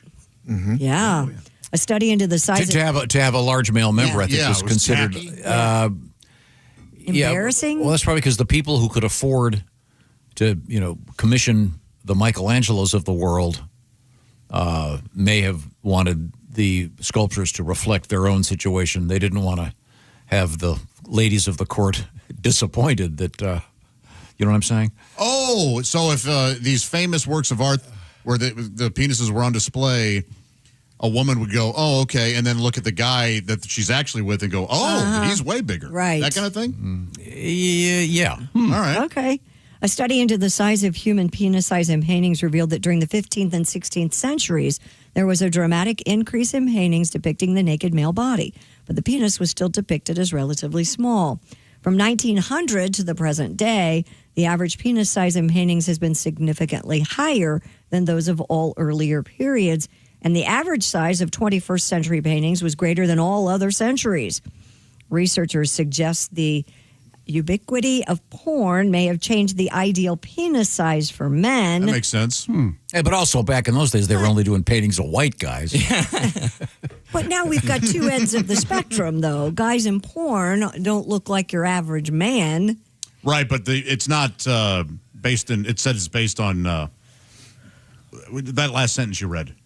The ubiquity of porn And may have keep going. changed the ideal penis The size. ideal penis size, not the actual penis But size. it really is interesting. I mean, they went and measured all these paintings over the years I mean, in today's world of painting, it's amazing. I was looking at one the other day, and that is really huge, particularly since it's a landscape. Very odd to have the... Yeah, I don't know why they went to all that trouble.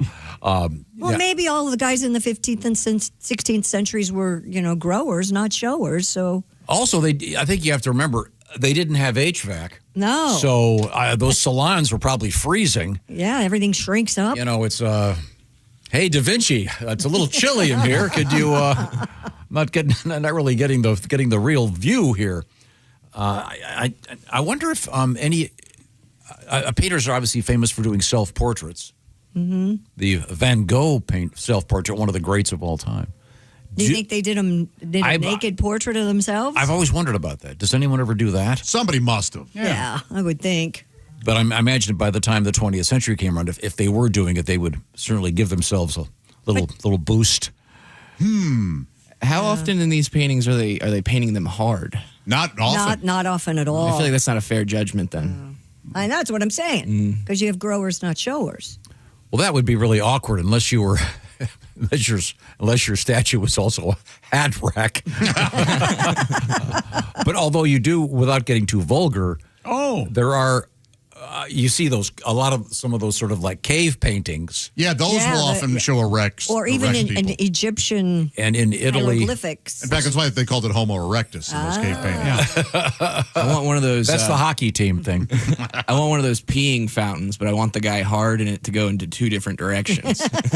The volcano place. What I'm losing. Pompeii. Yeah. When I was there, the guide said, "Okay, this next thing is just for the gents," and all the guys he kind of had to give him a tip.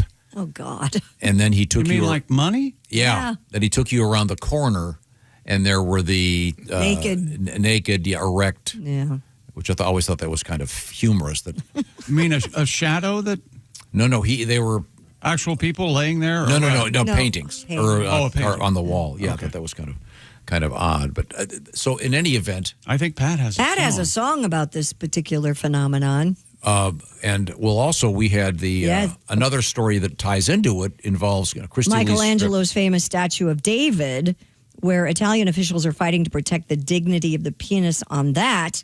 Curators at the Galleria dell'Accademia are concerned about the growing number of souvenirs sold around Florence that focus on his genitalia. The state attorney's office in Florence has been filing lawsuits against souvenir sellers and commercial entities whose products focus on or exploit David's genitalia. Legal authorities are invoking Italy's landmark cultural heritage code, which protects artistic treasures from disparaging and unauthorized commercial use. It's pretty interesting. And this is now involved in a lawsuit with the European Union. Is this in fact legal?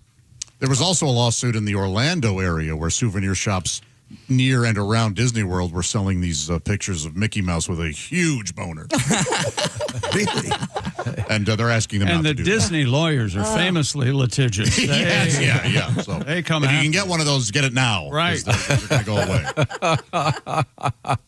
Oh, yes. Well, we have a song, Pat, on this topic. I am a true man of the world. I stand here with my flag unfurled. I'm a gorgeous melting pot of humanity, but one physical flaw, such a blow to my vanity. I have a cute English nose. Like the Swedes, I'm the leanest. I have huge Austrian pecs, but a Greek statue penis. I'm hung like ancient art. That's what came between us. You liked my Roman hands, but not my Greek statue penis. I'm no Norse god, neither grower nor shower. I have a pint-sized package like that javelin thrower. Go ahead, take a peek at my teeny-weeny Greek physique. I have a strong Irish liver and a Japanese-like genius. No big American gut, but a Greek statue penis. Salty Brazilian nuts. Not a Greek statue, penis. A Greek physique.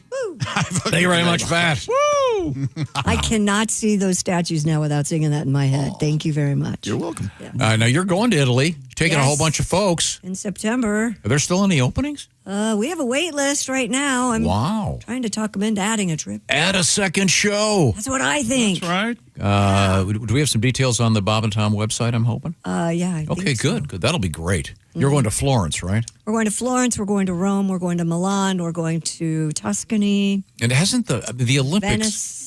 they really have made Italy just look so great. Well, that Cortina is so beautiful anyway. I've and- never been to the northern part of Italy. I'm very excited about that. Lake Como. It's going to be.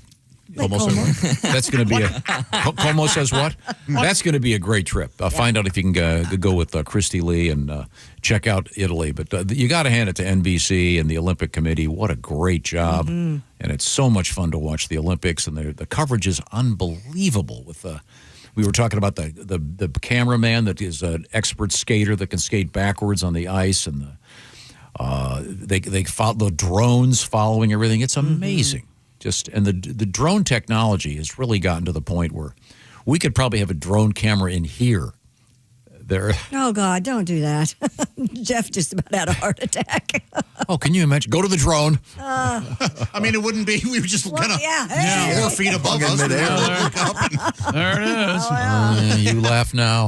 This is drone cam. I guess it could go out the door and into the parking lot or something. No, we need to get a dog and put a camera on the dog and have dog cam and have him walking Wander around. Yeah. I'd be very happy having a stationed Would be dog. great. I thought we were told we couldn't have one. Well, we were, but that was. I'm working on that. We could just have the dog live here. Well, what would you do on the weekends? He'd Well, starve. one of us would take him home. One of us take him home. Oh, like we did in grade school? We had to take the gerbil home? Yeah, you got to take the gerbil home. Or the guinea pig? But doesn't that sound like a code phrase? Hey, honey, you want to take the gerbil home? And then not tonight. I'm maybe still- Saturday night we could eat you could I just have finally sat down. You could have a snow cone in the backyard. Yeah, these are all good code Me and words. the gerbil. Okay. All right. Christy Lee is not just a world traveler and a connoisseur of great art. Christy is also a connoisseur of cars. She has always been a car girl. I would absolutely guarantee of all of us in this room, you have owned more automobiles in your life than any of us. Oh, probably, yeah. I used to trade like every year. Not anymore. I told you they called wanting to get my Hyundai back, and I said, I'm not giving it back. I don't want to sell it back. I love it so much. Same thing happened to my friend at the bank. Yeah. Well, you haven't been paying your bills. That's They're not repossessing it, you idiot. Hyundai. So then I had to finance my down payment into the payment, and then Remember those days? Oh yeah. The Hyundai Palisade Hybrid is out there, and it has an unbelievable EPA estimated 619-mile range. That's incredible. Fits a family of 7, and you can go a very long way. And as someone who has over the years owned a number of cars that have the back seat and the way back, as we called it when I was a kid in the station wagon era, we had the way back. And in those days, you'd enter from the what is now considered a hatchback. Right. But the problem with the way back is that you have to climb over the back seat. And so Hyundai has the motto, no cleats on the seats, which they accomplished by putting captain's chairs for the back seat. A great move, so they can just go through that little aisle. Yep. And there you are in the back, having a good time. Now, the one thing Hyundai has not been able to fix is what do you do about kids leaving French fries and half-drunk drinks in the back? About every Saturday, you got to go in there. Okay, honey, I'm going in. I'm gonna clean out the way back where the cup holders are full of stuff. Hyundai, this is a staggering stat. 619 miles of range on select trims with the beautiful Hyundai Palisade Hybrid. Get the details by visiting HyundaiUSA.com. You can even call them, 562-314-4603. Just get some details. Check out HyundaiUSA.com. Coming up, we're going to be visited by Drew Powell, actor. Carter Dockerty is going to hang with us for a while, comedian. And we have a special surprise coming next. Oh, you're going to love it. We are in the O'Reilly Auto Parts Studios. This is the Bob and Tom Show. For a complete copy of the Bob and Tom Show contest rules, go to bobandtom.com/contest-rules. Or just scroll down to the bottom of the page and see contest rules. This is the Bob and Tom Show.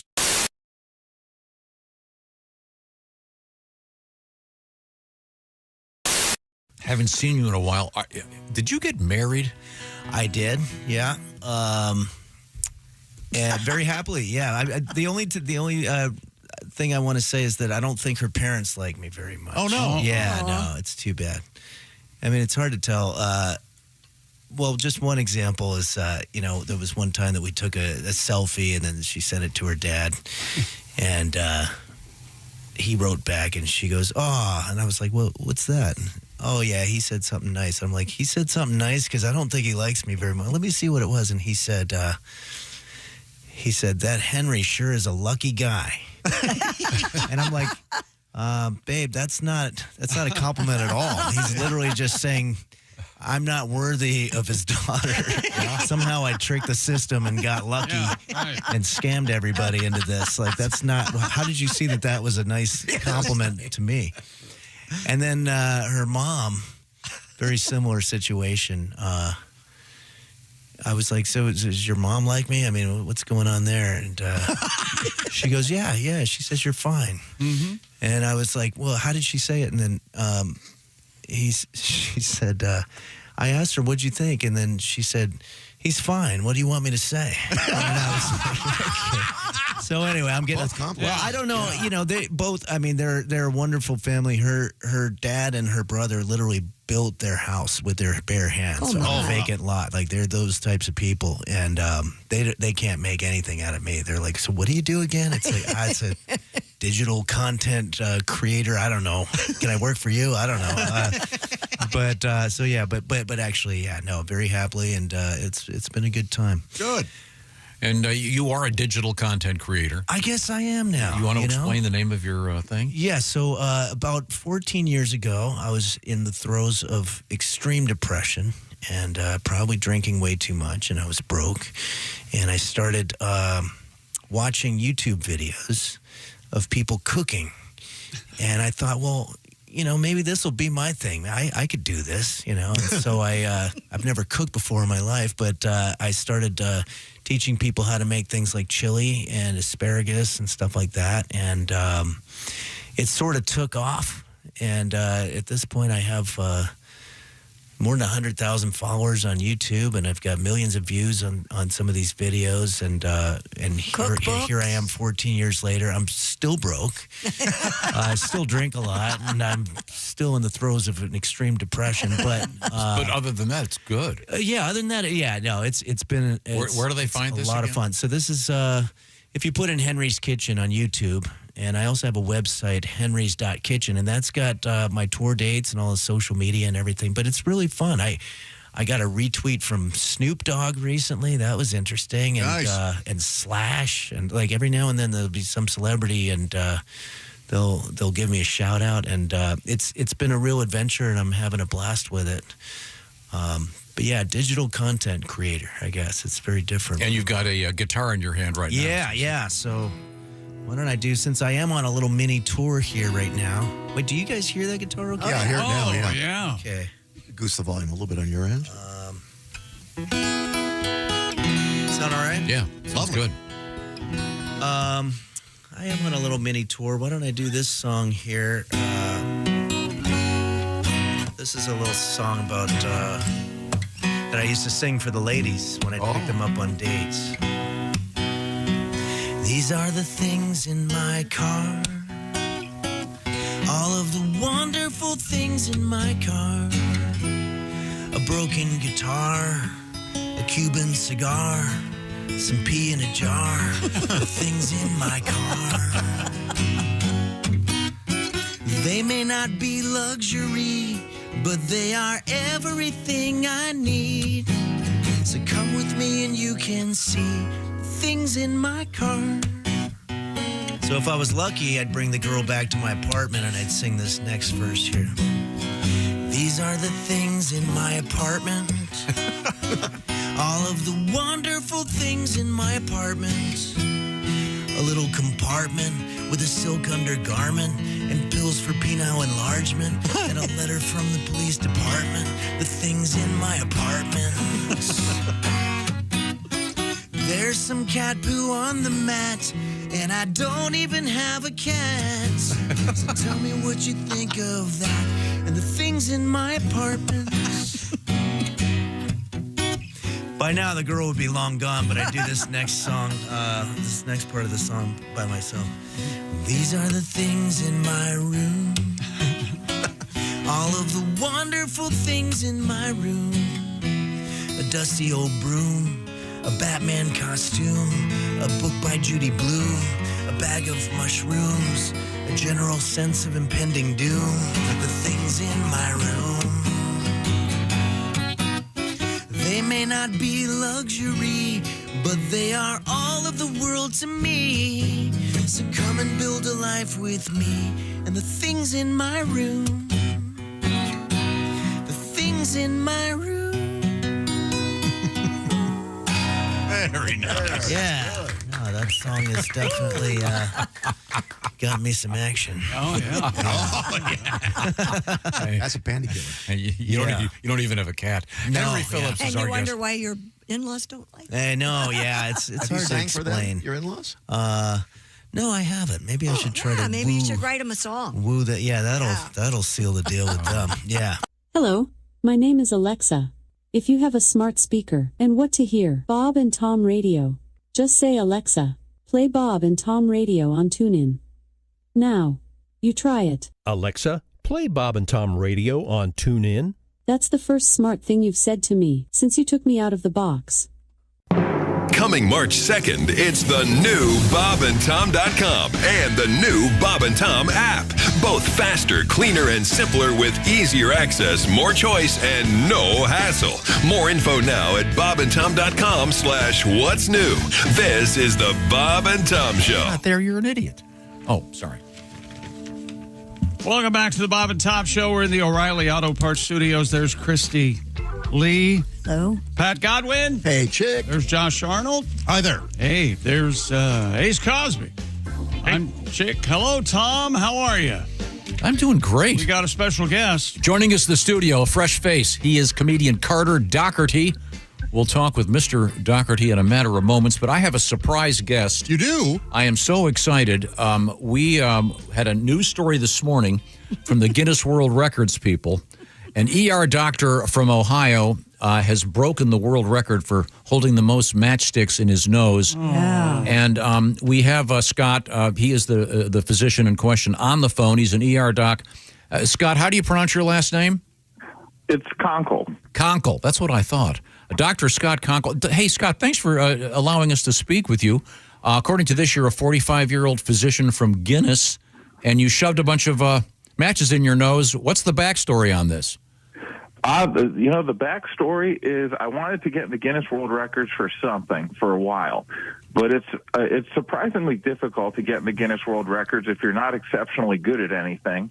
So it took me a while to find something that required no skill whatsoever, as well as no special equipment, and didn't require a ton of money to do it. So after searching for a while, a nurse at work actually helped me found it, and sent me an email. And I said, I think I can beat the Swedish record and bring the record to America, where Big Dumb Records belong. USA. Yeah. So, Doctor, when you did this, do you put the matches around the periphery, or what was your technique, if you will? So Guinness specifies that you have to stick them in one by one. So when I did my training run initially, I kind of just wadded them all up and tried to stick in as many as I could at once. But the official guidelines for the record say you have to stick them in one by one. So you kind of have to put one in, and pick a nostril, put one in at a time, hold it there with your thumb, and then once you get to about 25 or 30, they'll stay there by themselves, and you can start filling in gaps. But you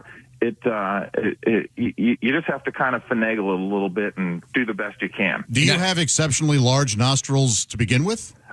I do not, and I don't think they're any bigger afterwards. I thought about, at work we have special balloons that we use for people with bad nosebleeds, where you can inflate this balloon up their nose, and it tamponades off the bleeding. And I thought, for training purposes, I may have to try using a couple of those balloons to stretch my nostrils out, which I was waiting for the moment I was sitting on my couch and my family came over and saw me stretching my nostrils with nasal balloons.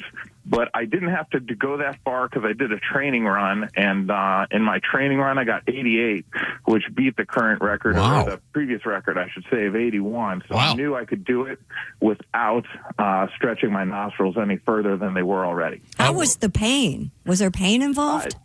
No, it didn't hurt. It didn't hurt at all. I didn't have any obvious bleeding afterwards, but I did have the matches definitely had some blood tinge to them when they came out. Now, Dr. Conkle, is there a required type of match? Obviously, there are wooden matchsticks, right? Yes. They said they just had to be commercially available. So I just had to go to the store. Basically, as long as I could buy them in the store, they were okay. And they couldn't be the paper ones. They had to be the wooden match. Do they, Doctor, I grew up in the Cleveland area, and we used to get matches called Ohio Blue Tips. Do they still make those? Those were the wooden stick matches that had the red, white, and blue box. And the chemical on the tip, so you could just... Yeah, I think they still do. I'm guessing they might. I also grew up in the Cleveland area, so I don't remember those. But, if you send me some, I'm willing to give them a shot, see how many I can get up my nose. Don't feel bad for not remembering, and there's a 75-year difference between the two of you. Dr. Conkle, I have to ask you this because you are an ER doc. Oh, boy. I know you bet you get asked this every day. I have been told by my ER doc buddy that the show The Pit is the most accurate portrayal of the emergency room in the history of television and cinema. Do you agree? I stick to my guns that Scrubs is the most accurate. Really? The interactions on that show, I think, are dead on and absolutely hilarious. So I stick to Scrubs over The Pit. Have you watched The Pit? I've seen a couple episodes of it. Oh, because in one of the episodes, a kid has something stuck in his nose, and they stick this thing up there, and they blow it up and pull out whatever it was, and they even give it a name. It's like the Reuben extractor or something. Yes, probably the cap extractor. I have not seen that one. I did earlier in the year have a kid with a popcorn kernel up his nose, and the family was a lot of fun, and. After we got the kernel out, the nurse that was working with me in there said, you got to tell them about your world record. And I thought, all right, I'm going to tell them. And I told this family that at that point I had applied for the world record for most matches in the nose, and they were impressed by it. So it did. This kid did find it hilarious that he was there for a popcorn kernel in his nose, and I was there as a potential Guinness World Record holder for most matches. Aww. Don't you just stick the kid's head in the microwave for 20 seconds? That way it pops and it's easier to pull out? Pull it right out. That's exactly what one of his family members said to do. Once again, we're speaking... I bet that was Uncle Nick. I bet it was. Yeah. We're speaking with Dr. Scott Conkle. And if we couldn't get it out. Sorry, we're speaking with Dr. Scott Conkle. He has the world record for the most matches in his nose. He is, in fact, a physician, an ER doctor. How long do you have to leave them in when you had all, whatever it was, 91 matches in your nose? You have to leave them in there for a specific period of time? 10 seconds. Oh, 10 seconds, okay. Unassisted. During that 10 seconds, did anybody say, want a light? No, and I didn't. The key was not to sneeze. That's what I was going to ask. Yeah. I did my practice run, and I started sneezing at 88, so that's why I stopped there, and I was worried. I mean, it's a fun record up until you end up in the burn unit, so I intentionally stopped at that point. Okay. I did some research during this call. You don't want to use the Ohio Blue Tips because they're extra thick, apparently. Oh, those are they do still make them? Yes, they do, Tom. I'll have to get go. you some. I just have a general question about health care. Isn't it true that hospitals charge patients differently based on how attractive they are? like if you find a woman really hot, you'll charge her less than an ugly guy? I can't explain why you're getting charged more whenever you go to the hospital. Very well done. A friend of mine, an ER doc, years and years ago, sent me an X-ray, and this was pre-Photoshop, of a light bulb in the keister of some poor fellow. Do you had occasion to encounter any unusual objects in the backside in your career? Oh yeah,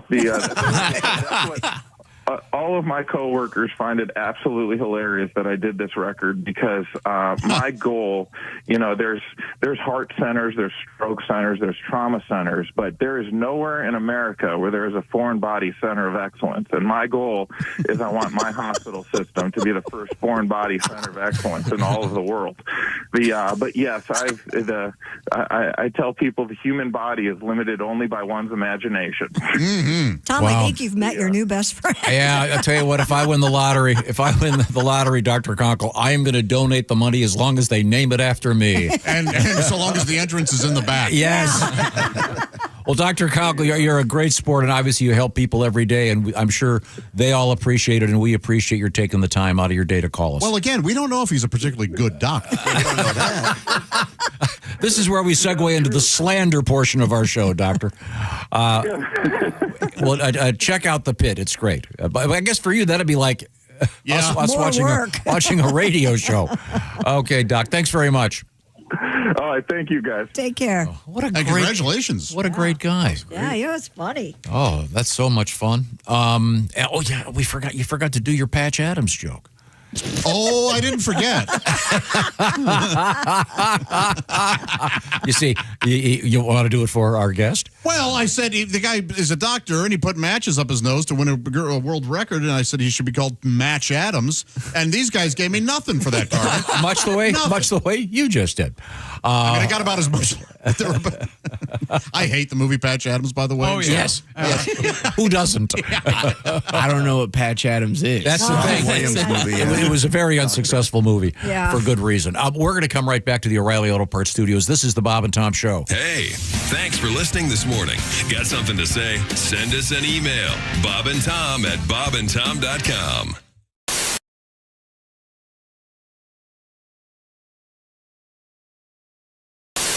Now, Rodney's got a record out there on Capitol Records. Yes. Can't miss it.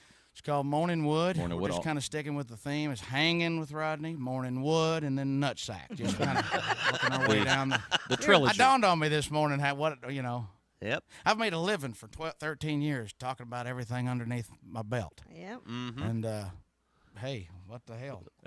I'm glad you said hell. Yeah. I apologize. That's all right. Rodney, we got plenty of time. Do you want to work another one in here? Yeah, here's one right here. This one's called, I think, you guys, is that the one we're talking about? Okay. You guys want to play the intro? I don't want to. They get a little irritated when I don't let them play the intro. They don't really like the way I do it. Let's just go right to the words. Go ahead. Yeah, Rodney. Rodney Carrington. Oh, there we go. It's Jeff Oskey. Hey, everybody. Hi, hey, buddy. Jeff. How you doing? Oh, I'm great. It's Friday. You know what that means. It's time for the Failed to Mention News. Here's Jeff Oskey with Failed to Mention News. All right. Yeah, shut up.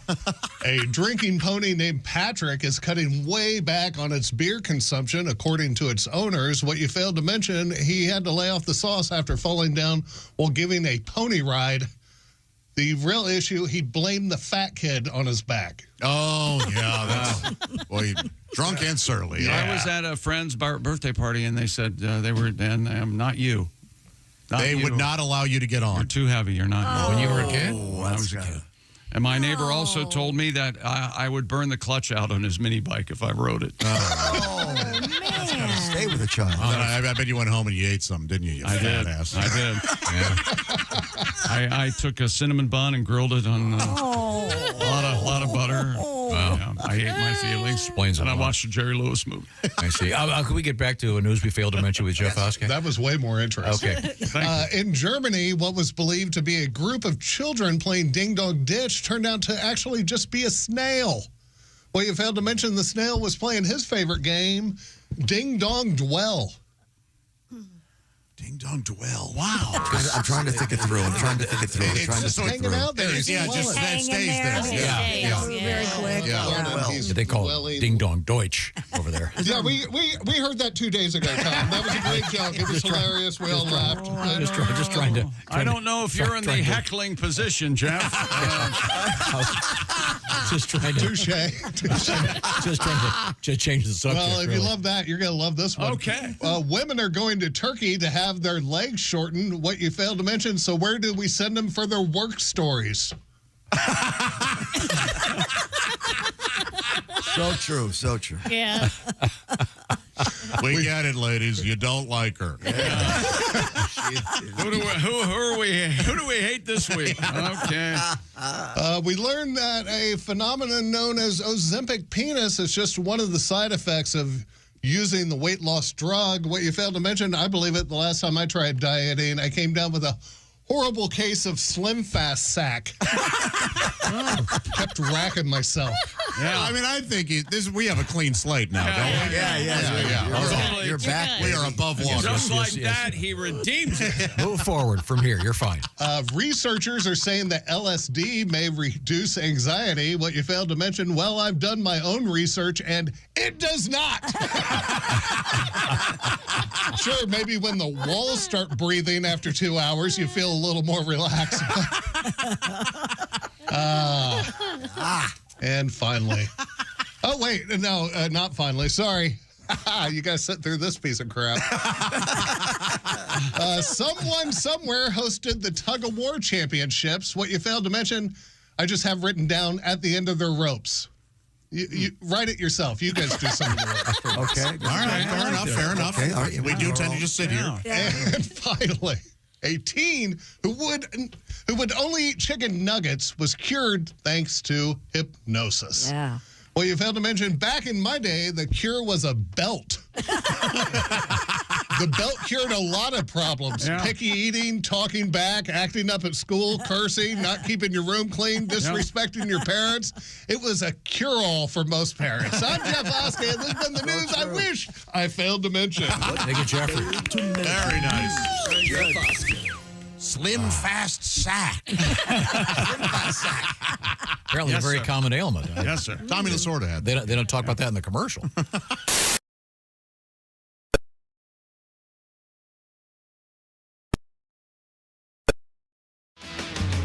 Hey, welcome back to the Bob and Tom Show. We're in the O'Reilly Auto Parts Studios. There's Christy Lee at the news desk. Hello. There's Pat Godwin in the performance room. Hey, Chick. There he is. There's Josh Arnold. Hey, Chick. Ace Cosby's here. Hey. I'm Chick McGee. And Tom, we've got two guests in the studio today. Joined by a fresh face. He is a young comedian. Carter Dockerty has joined us in the studio. And right there is a veteran actor. He is Drew Powell. And I was just thinking about something, Drew. Yes. Because you're an actor, let's just say, for example, right now you have a mustache. Yes. You can Flavor saver. You can always say to someone, "Oh, I grew this for a role I'm in." Yes. If you feel that they look at you and go, "That's a good look." Is that what you're thinking right now? No. Do you loving my mustache? Is that what you're trying to say? Dude, it looks good, man. No, it does look good. Thank you, bro. But apparently the mustache has come back. It really has. It really has. Which I didn't want any part of because I was like, that's stupid. And then I had to grow this for a role, for an audition, actually, that I can't talk about. So mysterious. But then I was like, oh, okay. But part of the thing is there was so much gray in my beard. I mean, if you guys feel me? I was like, that's got to go. But it's coming back. I don't want to look at Do you like having the mustache? I don't want to mustache? look at my chin. I want to hide that thing. You don't look. I get what you're saying. You do not have a bad chin, man. No, you don't. You don't. You don't. This is why I come in here. I come in here for the therapy. I think both of them are great. Thank you. Yeah. You're gonna. Just met you. Good one. I love it. Brand new. I see. He's gonna fit right in here. Very nice. Thank you, Carter. So now you were talking to us last time about in the world of acting these days, most of the auditioning is done like you're in your kitchen, your wife's got the camera, and you go ahead. Yeah, absolutely. Self-tape, they call it. Yeah. So if the role requires facial hair, you don't have it. Do you have like a set of glue-on mustaches and sideburns? No, we don't go that far. No. The hope is that maybe they could consider that there's a whole team of people that can make you look however you need to look. Right. My wife is a makeup artist, so she knows exactly how that is. But often you'd be surprised. Like the mustache thing for me is this is like playing a character who has a mustache and is very iconic. So you kind of needed that specifically, but for the most part, But then like I'm in my cop era. If you haven't noticed, you do look like you could be any the cop. Mustache thing, I had a big one for a cop, so it's kind of fit a lot of this stuff. So now, we'll see if I don't get any of these roles, and it's all a bunch of BS. Will you, if you could have your way, would you be clean shaven all the time? No, that's way too much work. How do you do it? I mean, I'm trying to imagine you shaving. I do it in the shower. No, I do it at night in the shower. Yeah. Tell me more about that. Well, I usually wear a bathing suit. Are you a never nude? And a shower cap. Alabaster body glistening. No, but we posted the picture. The other night I was I don't like to get I don't have a lot of hair, but I don't want to get it wet because I'm going right to sleep. Yeah. Well, So how could it possibly get messed up? I don't want to get my hair. I have a little more hair. I have a little more hair than Tom does. What thought process does he go through he needs to wear? You guys know I have a little more hair than Tom does. Oh, I mean, it's dry in 4 minutes. I was going to say, maybe. Yeah. You wear a shower cap because you don't want I typically do. But There's no reason for you to wear a shower cap other than you want to be a lady. No, so Kelly's shower cap was there's 3 hooks right outside my shower. Right. And Kelly's shower cap was hanging there, and I thought, something, I don't want to get my hair wet. I want to go right to sleep. So I popped it on. And then just by chance, there's a picture of me with the shower cap. Just by chance, she came into the bathroom, and she had to ask me a question about something, and you know how the glass steams all up? Yeah. Right. So she cracks open the door, and I'm standing there fully nude, full of soap, with her shower cap on, and there's a scream. See, she screamed. Oh, yeah. It wasn't about the shower cap. Said, why are you wearing that shower cap? But, yeah, well, anyway. That's an image I'll never leave. Will never leave me. No, you don't want that image. I'm sorry. Good Lord, man. It's burned in there. But I do shave in the shower. You know what I did in the shower one time? Oh, yeah, I did. all tried it. I thought I invented it. Yeah. Very excited. Cuts back on the friction, though. No. That, but also I was in a movie called Touchback with Kurt Russell, which you should see. It's a great movie. It's like Hoosiers meets It's a Wonderful Life, set in rural Ohio. But it's a flashback movie. So you start, and I'm like a middle-aged guy, and then we flash back to high school. This is a few years ago. So they're like, listen, Drew, so, you're supposed to be 18. That's a lot of chest hair for an 18-year-old. So we could arrange a waxing appointment. I'm like, hell no.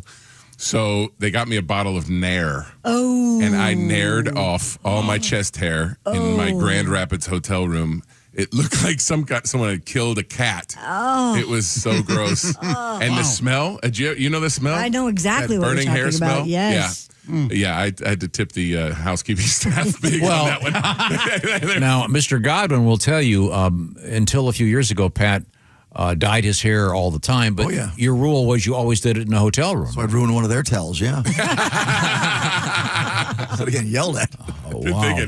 Well, we're speaking with actor Drew Powell, and what are you allowed to talk about that you're going to be in soon? Well, the movie that's just out as of last weekend is called Crime 101, and it's there's a couple other people in it, but mostly it's about me. I haven't watched it yet because I haven't seen Crime 100. I don't want to be confused. I mean, I can't believe you. I mean, you guys are my guys. You guys always see the stuff. I am going. It's a great movie. It looks awesome. It's a who's in this one? It's like Heat meets Collateral meets. Who's in it? Chris Hemsworth, Thor. Oh, that one. I've seen. I just Halle saw the Berry. preview. Mark Ruffalo. Are you in the preview? No. And I've got a great preview moment. You'll see it when you see the movie. You'll be like, how did they not put that in the preview? Jason, our producer, saw it and loved it. Yeah, Hoffy. Yeah. And he actually texted me, I think, from the movie theater. Oh, you did? Yeah. You did? No, you didn't.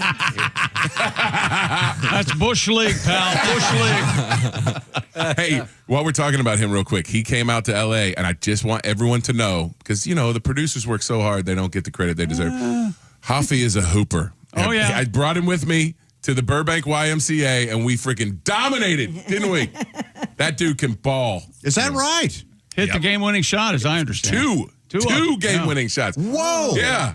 Wow. He came in his Chuck Taylors and his socks up to his knees. Like, what's up with this guy? Yeah. Then he freaking Jimmy Chitwooded their ass. Now let's meet our guest. We really haven't talked with Carter.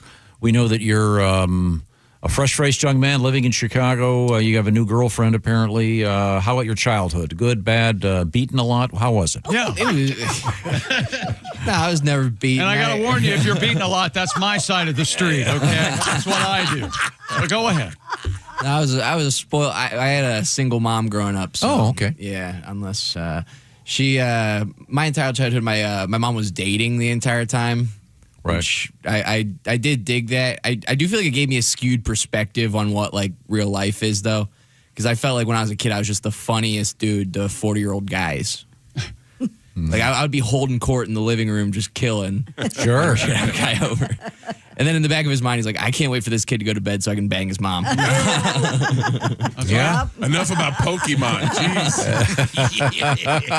He's a boner killer. And then I'm on the bus to school the next day, like, man, nobody at school gets me like Dan. Yeah, he was playing you. You got to be nice to the kid. Christy Lee is over there at the news desk. We got to squeeze in a quick news story. Oh, okay. An elderly Japanese man's been arrested for allegedly stealing a toilet. Really? Yep. According to Sora News 24, the owners of a warehouse in Toyota City. Wonder what they do in Toyota City. Noticed a single toilet bowl and water Oddly tank enough, had been stolen. it's the horse capital of Japan. They make very unusual. They make Hyundais. Yeah. Security footage revealed that a 76-year-old man had let himself into the warehouse through an unlocked shutter and taken the toilet. The perp, Kumi Yatsumoto, told authorities that he had been using the pilfered toilet in his home for the past 3 months. And I love it. Yeah. What's the problem? Was it a Toto? I was going to say, the Japanese are famous for their ultra high-end toilets. Oh, yeah. Mm-hmm. They have the squirters and everything else. Do you have one of those? No. Buddy. No, it's I the don't. greatest thing Josh has a bidet. We're all jealous. Oh, yeah. How are you even clean down there if you don't have one? Yeah. Oh, please don't. Ideally, it's sad, but I've come to Tom's. Ideally, the perfect transaction is a shower. Followed immediately by a shower. Absolutely. With a shower cap. It's so true. This guy's wearing a shower cap, of course. Yes. But this guy stole just one toilet? Yes. Well, he only needed one for his home, apparently. So he steals the toilet and then goes and installs it? That's pretty good. I think I would just let him have it. Yeah. After 3 months. Yeah. You want it back? Was he charged with illegal dumping? What was the exact? That's real funny, Tom. This is why I never leave the keys in my toilet. I don't want anybody to take it and drive away. Drive it off. Now, coming up, we never did Today in History. Oh, we did. We have some very important history. We'll have to squeeze that in. I got a rap party story I want to tell you. Okay, good. Okay. Yeah. Simply Safe, the do-it-yourself. Not a WRAP, right? Not like a Diddy. No, I'm going to rap. You weren't. They were not that rap party. No. Okay. Not a hip hop party. That's what I'm saying. Okay. I've used Simply Safe for over 10 years. Nobody's stealing your toilet. You know, if Diddy had Simply Safe, you would have seen the FBI coming. So easy to set it up at home. Traditional security systems only take action after somebody's already broken into your house. That's too late. Simply Safe has Active Guard outdoor protection. Helps prevent break-ins before they happen. AI-powered cameras backed by live professional monitoring agents monitor your property and detect suspicious activity. If someone's lurking, agents can see and talk to them in real time, activate spotlights, and even call the police after they have a chance to get inside your home. No long-term contracts or cancellation fees with Simply Safe. Monitoring plans start at around $1 a day and a 60-day satisfaction guarantee or your money back. Named the best home security system by U.S. News & World Report for 5 years in a row and ranked #1 in customer service by Newsweek and USA Today. So why wait? Protect your home today and enjoy 50% off a new Simply Safe system with professional monitoring. Just go to simplysafetom.com. That's simplysafetom.com for that special deal, 50% off. There's no safe like Simply Safe. Thank you very much, Simply Safe. We're big fans. Coming up, we're going to get a hip-hop rap about a rap party, apparently. I'm very excited about this. And we will return to the O'Reilly Auto Parts Studios, and this will still be the Bob and Tom Show.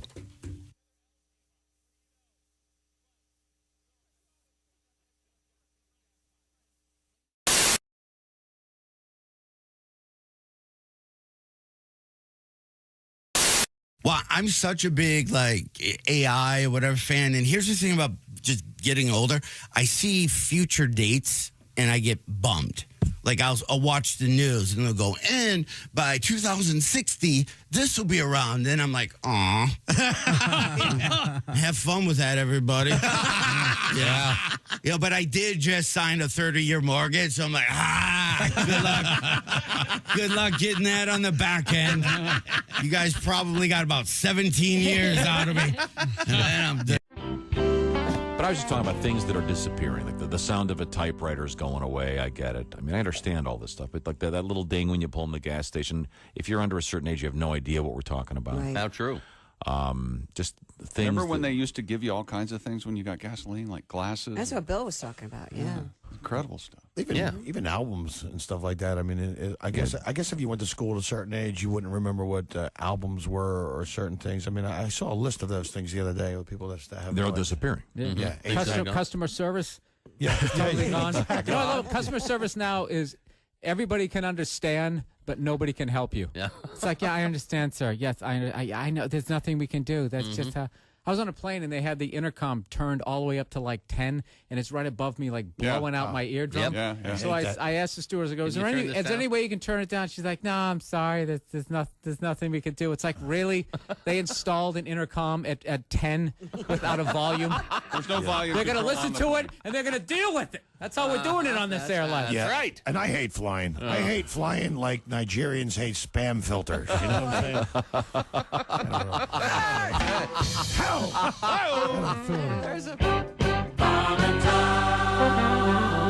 I saw the preview. I guess it's released now of the movie Song Blue, and you've got the Neil Diamond hair of that era. Oh yeah, and it's Oh yeah. How's your impression? Do you do a pretty good impression? Well, my guy was not really in him, so just did it his own Although I have to say, I did go to Neil Diamond's house 2 weeks ago. Oh, nice. Yeah, nice bit of name dropping there. But I actually invited myself. It's embarrassing. But he rang me because he knew all about this. Is based on a documentary. He knew about the documentary and he loved it. And he gave the rights to his music. And Neil, quite famously, is very cagey about that. You don't hear a lot of commercials with his songs, and he just loved this story. So he said, you can use my catalog. And so he was one of the first to see it. He rang me in tears and he just said, this just means so much to me because it's also a love letter to him. Oh. It's got like 10 of his songs in it. And my character just adores him. In fact, he is a recovering addict and credits Neil and Neil's music of sort of saving his life, of getting him through. So it meant a lot to Neil. And so I took the opportunity. I said, man, could I come over and maybe have a cuppa one day? Yeah. And he goes, sure. So I said, great. And we made the date. And then his wife, Katie, who's awesome, said, hang on, we're in Aspen, Colorado. Like, where are you coming from? I said, New York. And he goes, you don't just want to come for a cuppa, do you? I said, can I stay the night? She goes, a sleepover. She goes, yes. So I did, and we did karaoke together. Oh my this God. is a long story. Well, that's why I was telling you. So how's my impersonation? He came up to me and he looked me in the eye and he goes, you did good, kid. Oh, nice. But I mean, you're doing an impersonation of an impersonator. Right, who was an interpreter. Right. He loved Neil so much that he said, I'm not going to be... He was surrounded by impersonators, people doing Elvis, Barbra Streisand, all of it. And he was like, I don't want to do that. I love him too much. And also, he was lightning. He had a lightning bolt on his front tooth. His manager was his dentist Dr. Dave. This story, you can't believe it. And it's really about community.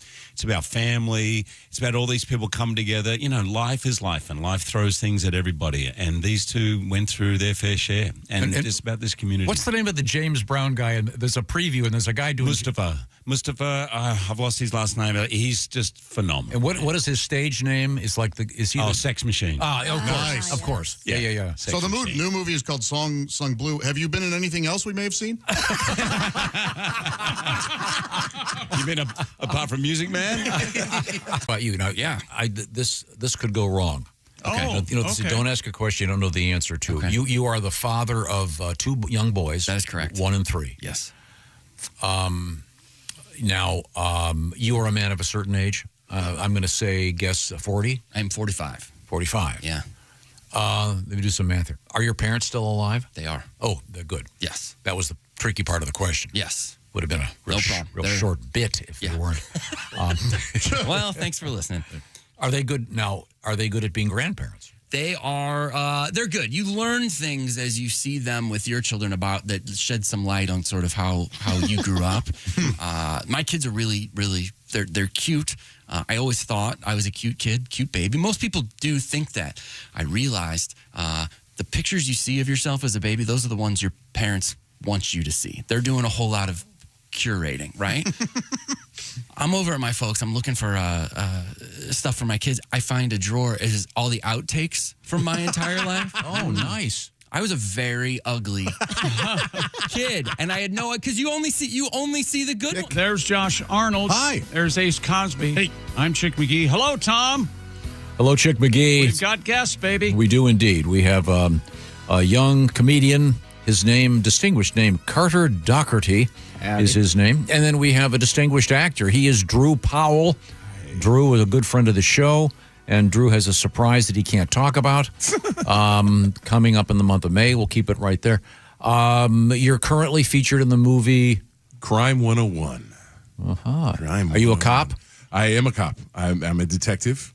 There is a moment in about the middle of the movie where you will see a thing that I do that I don't want to spoil. But it's a great movie. It's a throwback. It's a movie for, those of us that remember the movies in the 90s and 80s, and it's got star power. It's based on a Don Winslow novella, but it's all set in California. It's beaches, it's fast cars, it's chases. Yeah. It's great. And actually Halle Berry to me steals the movie in a lot of ways, and it's not because of how beautiful she is, because she is, but she actually plays a role of a woman of her age, and it's really refreshing. So it's a great movie. But I got to tell you about the rap party. So the last Tuesday was the big premiere, and I went with my wife, and we're in the thing, and we see the thing, and it's great. And then we go to the after party, and Matt Damon and Ben Affleck were there.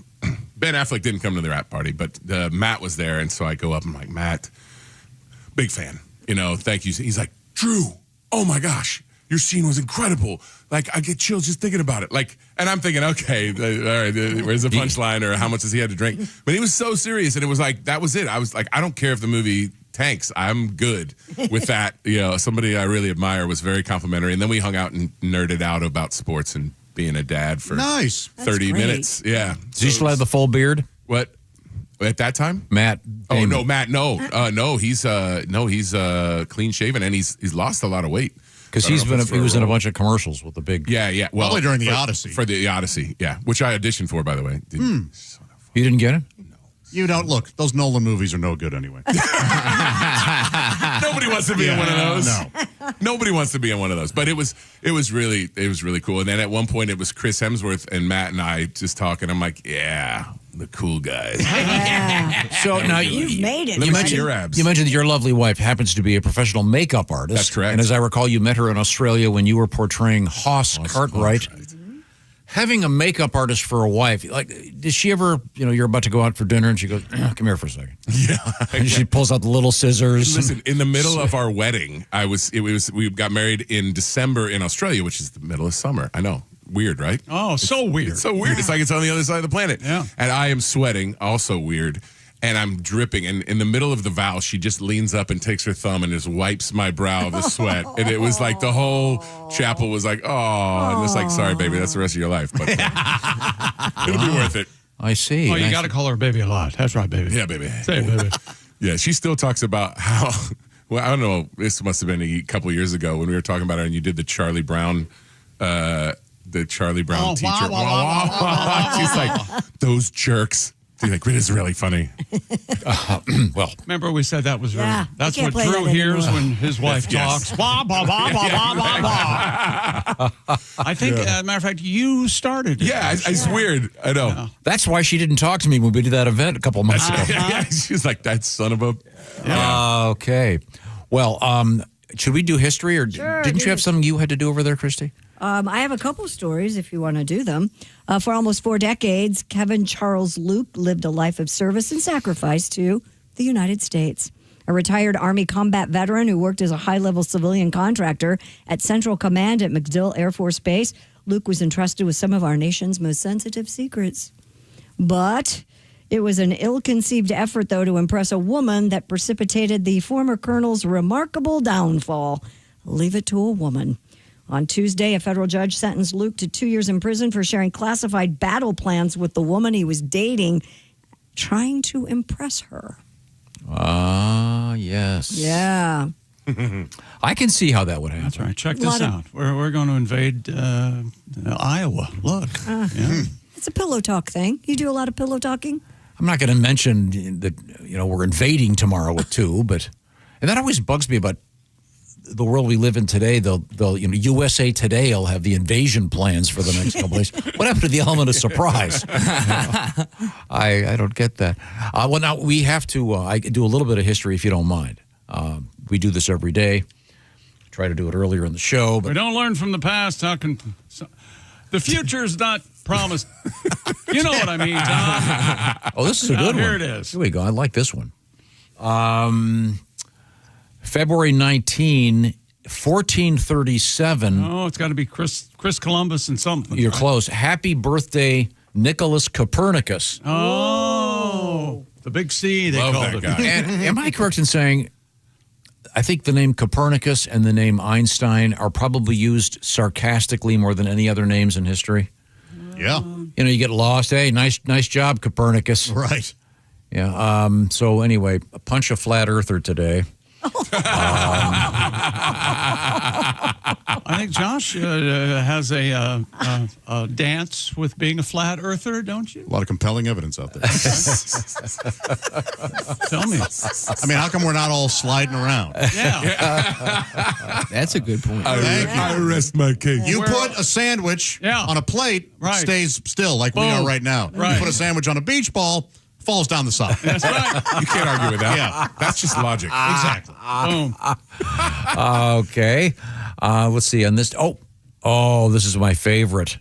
In 1878, who patented the gramophone?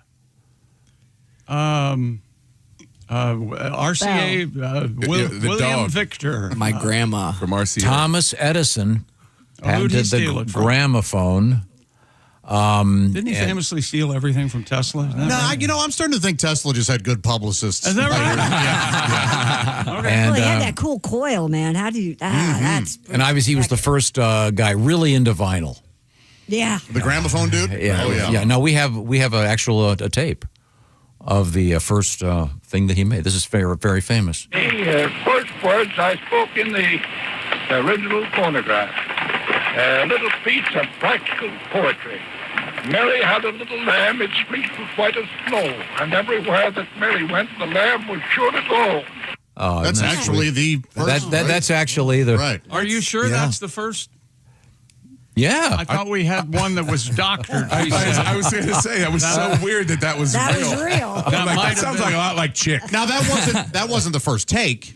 There is that was He was what they messing eventually around. went with. Boys would be Okay, boys. We actually got our hands on the first Yeah, take. and here it is. There it is. The first words I spoke in the original phonograph.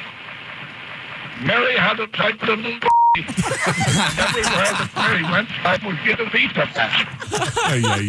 Hey, that's not that doesn't play in Peoria, as they say. Yeah, that's the one he made. A piece of that. And you can hear Jeffrey Epstein in the back. Yeah, but go to the mom Is there. that ever going to go away, or am I just going to walk into traffic? I can't decide. Okay. Let's see. 1881, the state of Kansas outlawed all alcoholic beverages. Well, they were in on that early. All of them? Yeah. Even vodka? Everything. That's crazy. Let's see. this you'll know. This is something only Chick McGee will know and appreciate. The NFL added the line judge as a sixth official on the state in 1965. Wow. A line judge. Yes. And they never made a mistake ever again. Never. Not the refs, baby. Did you see that they're actually talking about now doing replays and curling? But why has there been so much curling on? I feel like every time I turn on the TV, it's curling. There's some kind of cabal of big curling. Curling that they're cabal? trying to, curling cabal. They're trying to get us all. I have read that the ratings are very good for the Olympics, and I think that the presentation's amazing. It's so well done. But I think the highest rated part is the figure skating, right, Christy? Yeah. Is what I've always heard. I don't know how the curling does, but both Chick and I have found ourselves caught up in it. Well, you're forced to because it's always on. Yeah, I think they're also long events. Yeah. The curling, so Takes a while. Yeah. But it's kind of fun. I'm trying to figure out, what the hell are they doing? Yeah. Canadian guys fingering the thing and swearing. I thought Canadians were nice.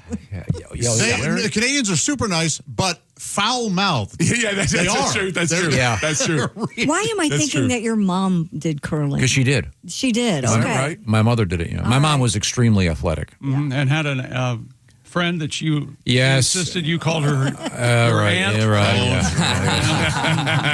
Oh, yeah. That's Aunt Margaret. She's going to be here for a while. Don't worry, your dad's fine with it. Weekends in the Poconos. Did you see that the oldest, I think I'm not just American, I think he's the oldest participant in the Olympics this year, is one of the curlers. Yeah.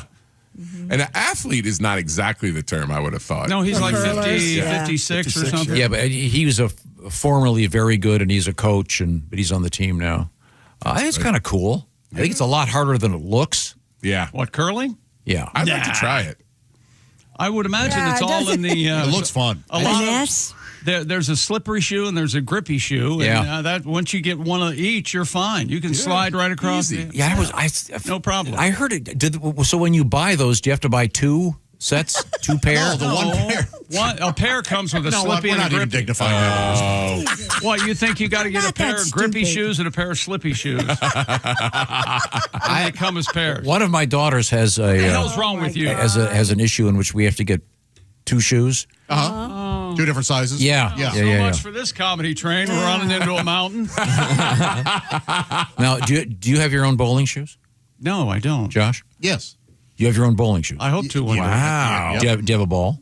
No. I used to have my own bowling ball. I don't know what happened to it. Are you supposed to get the ball before you get the shoes? No. The answer is no. You have to wear their shoes, right? Or can you bring in your own bowling shoes? I bring in my own bowling shoes. But you have to pay them a fee even if you got your own shoes? No. I bet you do. No, the answer is no. See, I agree with Chick. Authority on this. I bet you So do. the other day, I've been at this place. You can't bring it out. At your higher class bowling LSU. Yeah. It's like a plating fee. It's like exactly. Yeah. Or the no outside beverages thing. Yeah, there's an uncorking fee. Yeah, there's a corking. Have you ever heard of Let's that? get those shoes, pal. Have you ever heard of the plating fee? No. If you split a plate? Yeah. If you go, we're going to split this. Well, there's a $9 plating fee. Jeez, plating. Yeah, I'm not going to those restaurants. Tom had an interesting theory on that, and I tend to agree with you. A lot of people that eat in restaurants like that are on the shot, and they're not eating any food. They're on the Ozempics. And they want to share, and they're losing money. Maybe they should do the Ozempic Olympics. Yeah, but plating fees have been around since well before those. Yeah, I think you're right. That is So your theory's bullshit. See how I have to work the hostile environment. I know. That I don't know how in. you put up with Can it. I call you out on How your he drink? puts up with it? Yes. Powell, we will kick your ass. Get him! No! Anything. Let's call out Drew on his Starbucks order. Tom, check this out. Look at this. Okay, that looks like it's really, there's no sugar in that. That's just cream and Coffee, right? Yeah. What is it? It's okay, that's not true because it actually says sugar in the name. Iced brown sugar oat shake and espresso. Oh, sounds good. I live in California now, okay? Jeez. Wow. Now, did you drop the butt plug right in it? Oh, boy. Or does that come on the side? A little I'm extra sorry. protein. You walk I in, saw you say, give me the Newsom. Oh, boy. Mr. California. Oh, jeez. Freaking, you must be from Missouri. This mustache. He's got a great head of hair. Yeah, He does have a good head of hair. Great head of hair. Oh, Newsom's man. a sharp-looking guy. Yeah, Oh, he's yeah. handsome for sure. He's Thank you. No, not me. And so, You're I got a makeup story. I wanted to get this in before. Okay.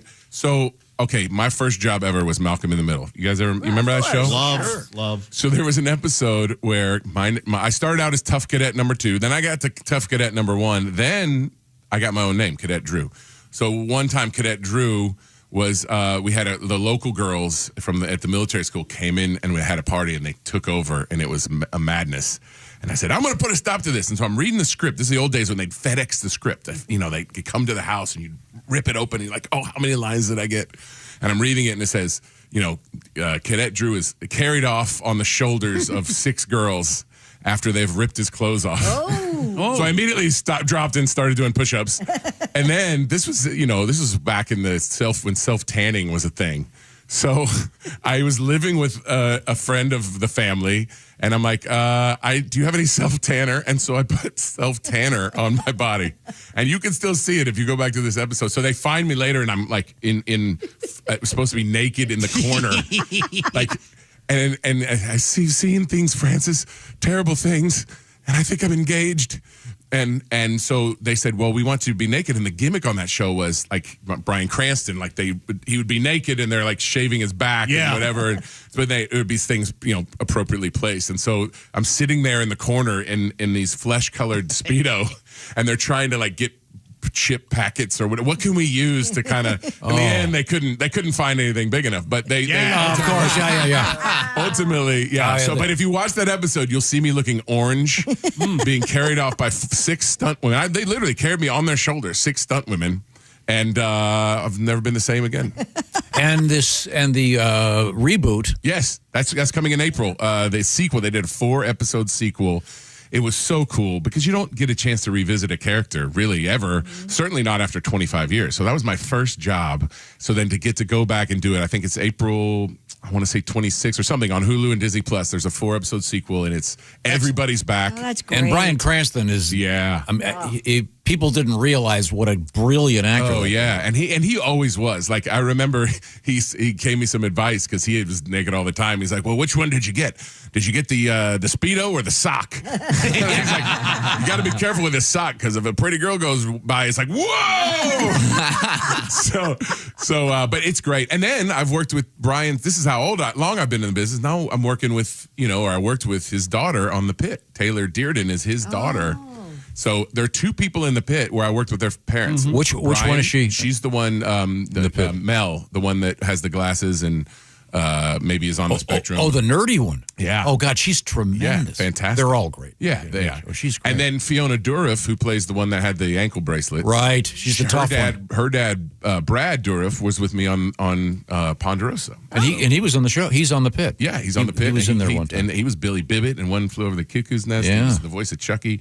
So, yeah, I've been around long enough that now I'm working with these people's kids. But it's really funny. The 4-episode sequel is funny, and it all culminates in the last episode. They're having Lois is throwing an anniversary party for Hal, and so they're celebrating their wedding anniversary. Now, they didn't recast Dewey, right? That's the only one that Eric didn't come Sullivan, back. Yeah, he's the only one. Did they just mention him and not... No, because he's older now, they cast another actor. They did, okay. Yeah. All right. Although I think he might be the one where he's I don't know. Yeah, I can't remember. There's one character that's only on Zoom. That might be his character. Okay. No, we got a couple things we got to do here, but I know you want to. What's the name of your beverage again? What? The iced brown sugar shaken espresso. Okay, now I'll go to the fridge. You can chase that with a Zima. I freaking love Zima. I challenge anyone. That was tasty. It's like a Sprite that made you feel funny. Zima has become the new McRib. They Wait, is it back? They bring it back on occasion. Yeah. Do they? But it's like there's a seasonality to it. Come on. I'm surprised it's not available in LA all the time. Take it easy, pal. Right now, I want to say it's time to get Rougiette ready. What am I talking about? Well, it's Rugiet. Rougiette is something that'll, fellas, when you get to the bedroom, you want to be confident. One of the things are going to work out just fine. And what Rougiette it's all about that. Rougiette is actually a mint. It is composed of 3 ingredients, and it is a pharmaceutical.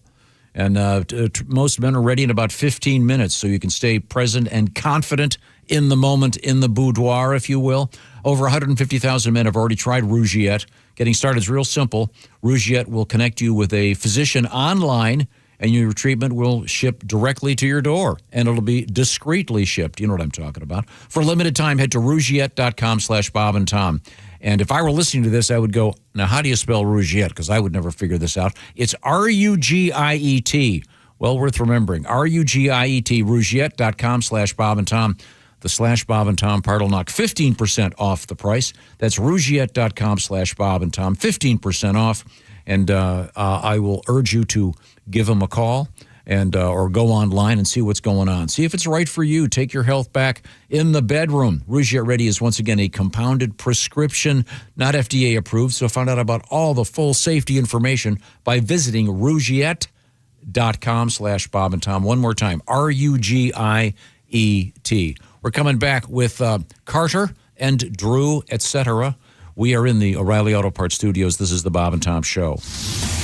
Hey, thanks for listening to the Bob and Tom Show this morning. Get a look at today's show on our YouTube channel.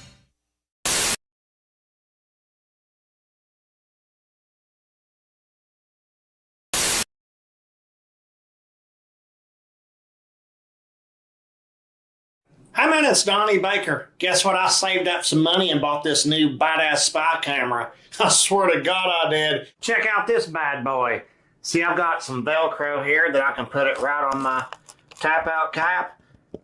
Keep it right here on the side. Nobody would ever notice. They'll just think it's like a pacemaker or inhaler. Plus, I've got full coverage connected right here to my pager. So between these two things, I'm basically like a Navy SEAL or a coal miner. Except now my head's above water. Check this out. Hey, Chloe, I'm Donnie Baker with the Bob and Tom Show. I'm one of the sound guys. I need to put one of these lavender microphones on you just to make sure we can... You can run this anywhere you want to. I'm a big fan of 24. Hey, is Martin Sheen's son really full-blooded Cherokee, or is that just a rumor or bourbon legend? Is that... Here, maybe we should go this end first. Yeah, it's a lavender microphone. It's just a... What the hell are you doing? I'm putting a lavender... Oh, you've got a restraining order. You're not even supposed to be... That's a different permit. That's a different... I'll be right back in a second. That's a different... He doesn't work here. I was that close. Get.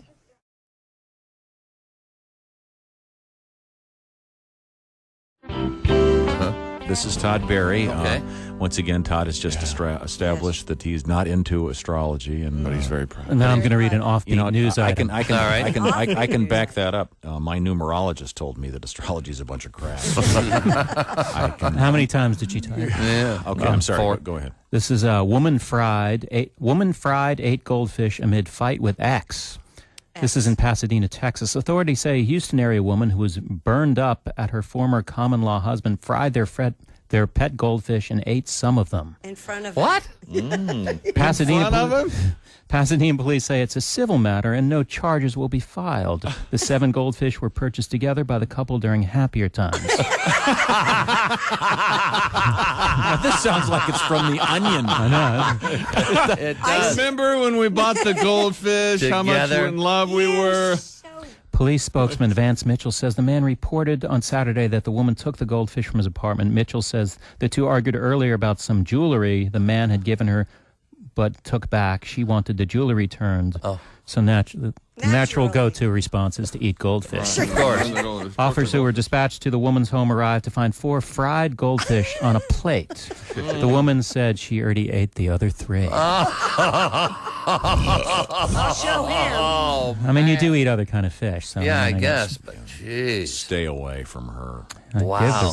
That's a kind of basic instinct. What was 7 goldfish. Oh, the bunny Fatal rabbit. Attraction. Fatal Attraction. Bunny. Bunny rabbit. Bunny. Glad they didn't buy a dog. They bought the goldfish together during happier times. Oh, yes. 7 goldfish. When did they buy the deep fryer? Next summer at the State Fair. Last time you were here, Eric, you impressed us with your musical skills. You, oh, that's right. You are a manualist. Yes, I am. Now, for those that don't know what that means, manualism is the art of manipulating one's hands to make. There you go. to make that sound? That wasn't me yet. I didn't. Okay, there we go. You must be. Sorry, excuse you me. You must kick ass That was at my parties. that was my no hands. Yeah, I know the chicks dig this. Yeah, I know they do. Yeah, if you're at a party, Yeah, and this is my go-to on a first date. I'm gonna say, if you're at a party and you see Eric and there's a big group of guys hanging around him, this is what they're doing. Wow. they're looking for that, and then my Dungeons and Dragons kit too. As I'm doing that. So, give us a sample. All right, there you go.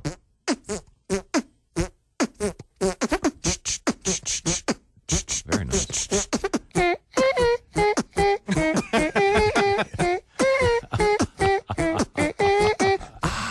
Push it. Hey, see the group of guys laughing now at the party? Yeah. What? Wow. While the girls are all over there rolling their eyes. That is amazing. Have you ever been laid doing that?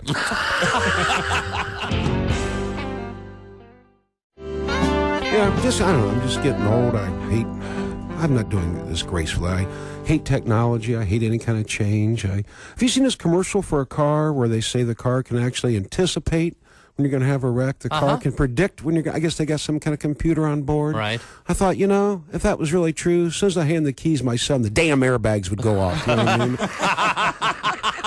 But I just all this technology, like I'm sure you guys probably have this. I just don't understand if this like MySpace and Facebook, Twitter. I don't understand the concept. Can you imagine being in a mall and going up to a complete stranger and going, "Psst, could I be your friend?" Denied to be denied bail. That should be denied. And young people out there, I'm not saying I'm right. I know this is old man cranky talk. I really do. But I just don't understand. I see all these young college kids getting tattoos with like Chinese characters on their arm. Yeah. You think there's college kids in China getting "Get her done" tattooed on their arms? I find that unlikely, don't you? That's very possible. Now, this you don't have to be old or cranky for this to make you mad, but this is making me nuts. Have you noticed how lately when you call these tech support things, in my case, I was calling my credit card, but one of these 1-800 things, we know this has been outsourced for a while, but sure. Remember in the beginning how they try to pretend like they're American? Oh, Remember yeah. that? They'd say, "Well, my name is Sean." You go, "Yeah, how's the weather in Calcutta today, Sean?" But now they don't even care. Have you noticed that? I mean, I'm serious. I called the other day, and the guy just told me his Indian name, and when they put me on hold, they're playing Ravi Shankar. They didn't bother to hide it at all, and I was getting so frustrated because I wasn't getting anything done. I kept saying, "Excuse me, I'm sorry. What was that? Please, excuse me." Could repeat that. And here's what I want you guys to do. It was a lot of fun for me. Maybe we'll start a movement. I started mumbling on purpose, like Boomhauer from King of the Hill or Gabby Hayes. I started going, "Yeah, they damn well so make up a thing in there, put someone down on him." He goes, "Excuse me, what?" I said, "Yeah, how do you like it up, Boom? Huh? Try that on for size." Hello, my name is Alexa. If you have a smart speaker and what to hear, Bob and Tom Radio, just say, "Alexa, play Bob and Tom Radio on TuneIn." Now, you try it. Alexa, play Bob and Tom Radio on TuneIn. Hey, welcome back to the Bob and Tom Show. There's Josh Arnold. Hello. There's Christy Lee. Hey. There's Pat Godwin. Hey, Chick. Ace Cosby's here. Hey. I'm Chick McGee. Hello, Tom. Introduce our guest, will you? Good one. Comedian, sorry. Comedian. Carter Dockerty is here with us. That's right. Howdy. A handsome young man, then a handsome middle-aged man. Drew Powell is here with us. How dare you? Middle-aged. You said that my mustache made me look younger. And by the way, update for you, Drew. Zima, discontinued in 2008. It has shown up as a limited edition release. Josh and I had cases Zima on my back deck. How long? It wasn't that long ago. Yeah, maybe 6 years or something. Yeah. Is it still there? No, yeah.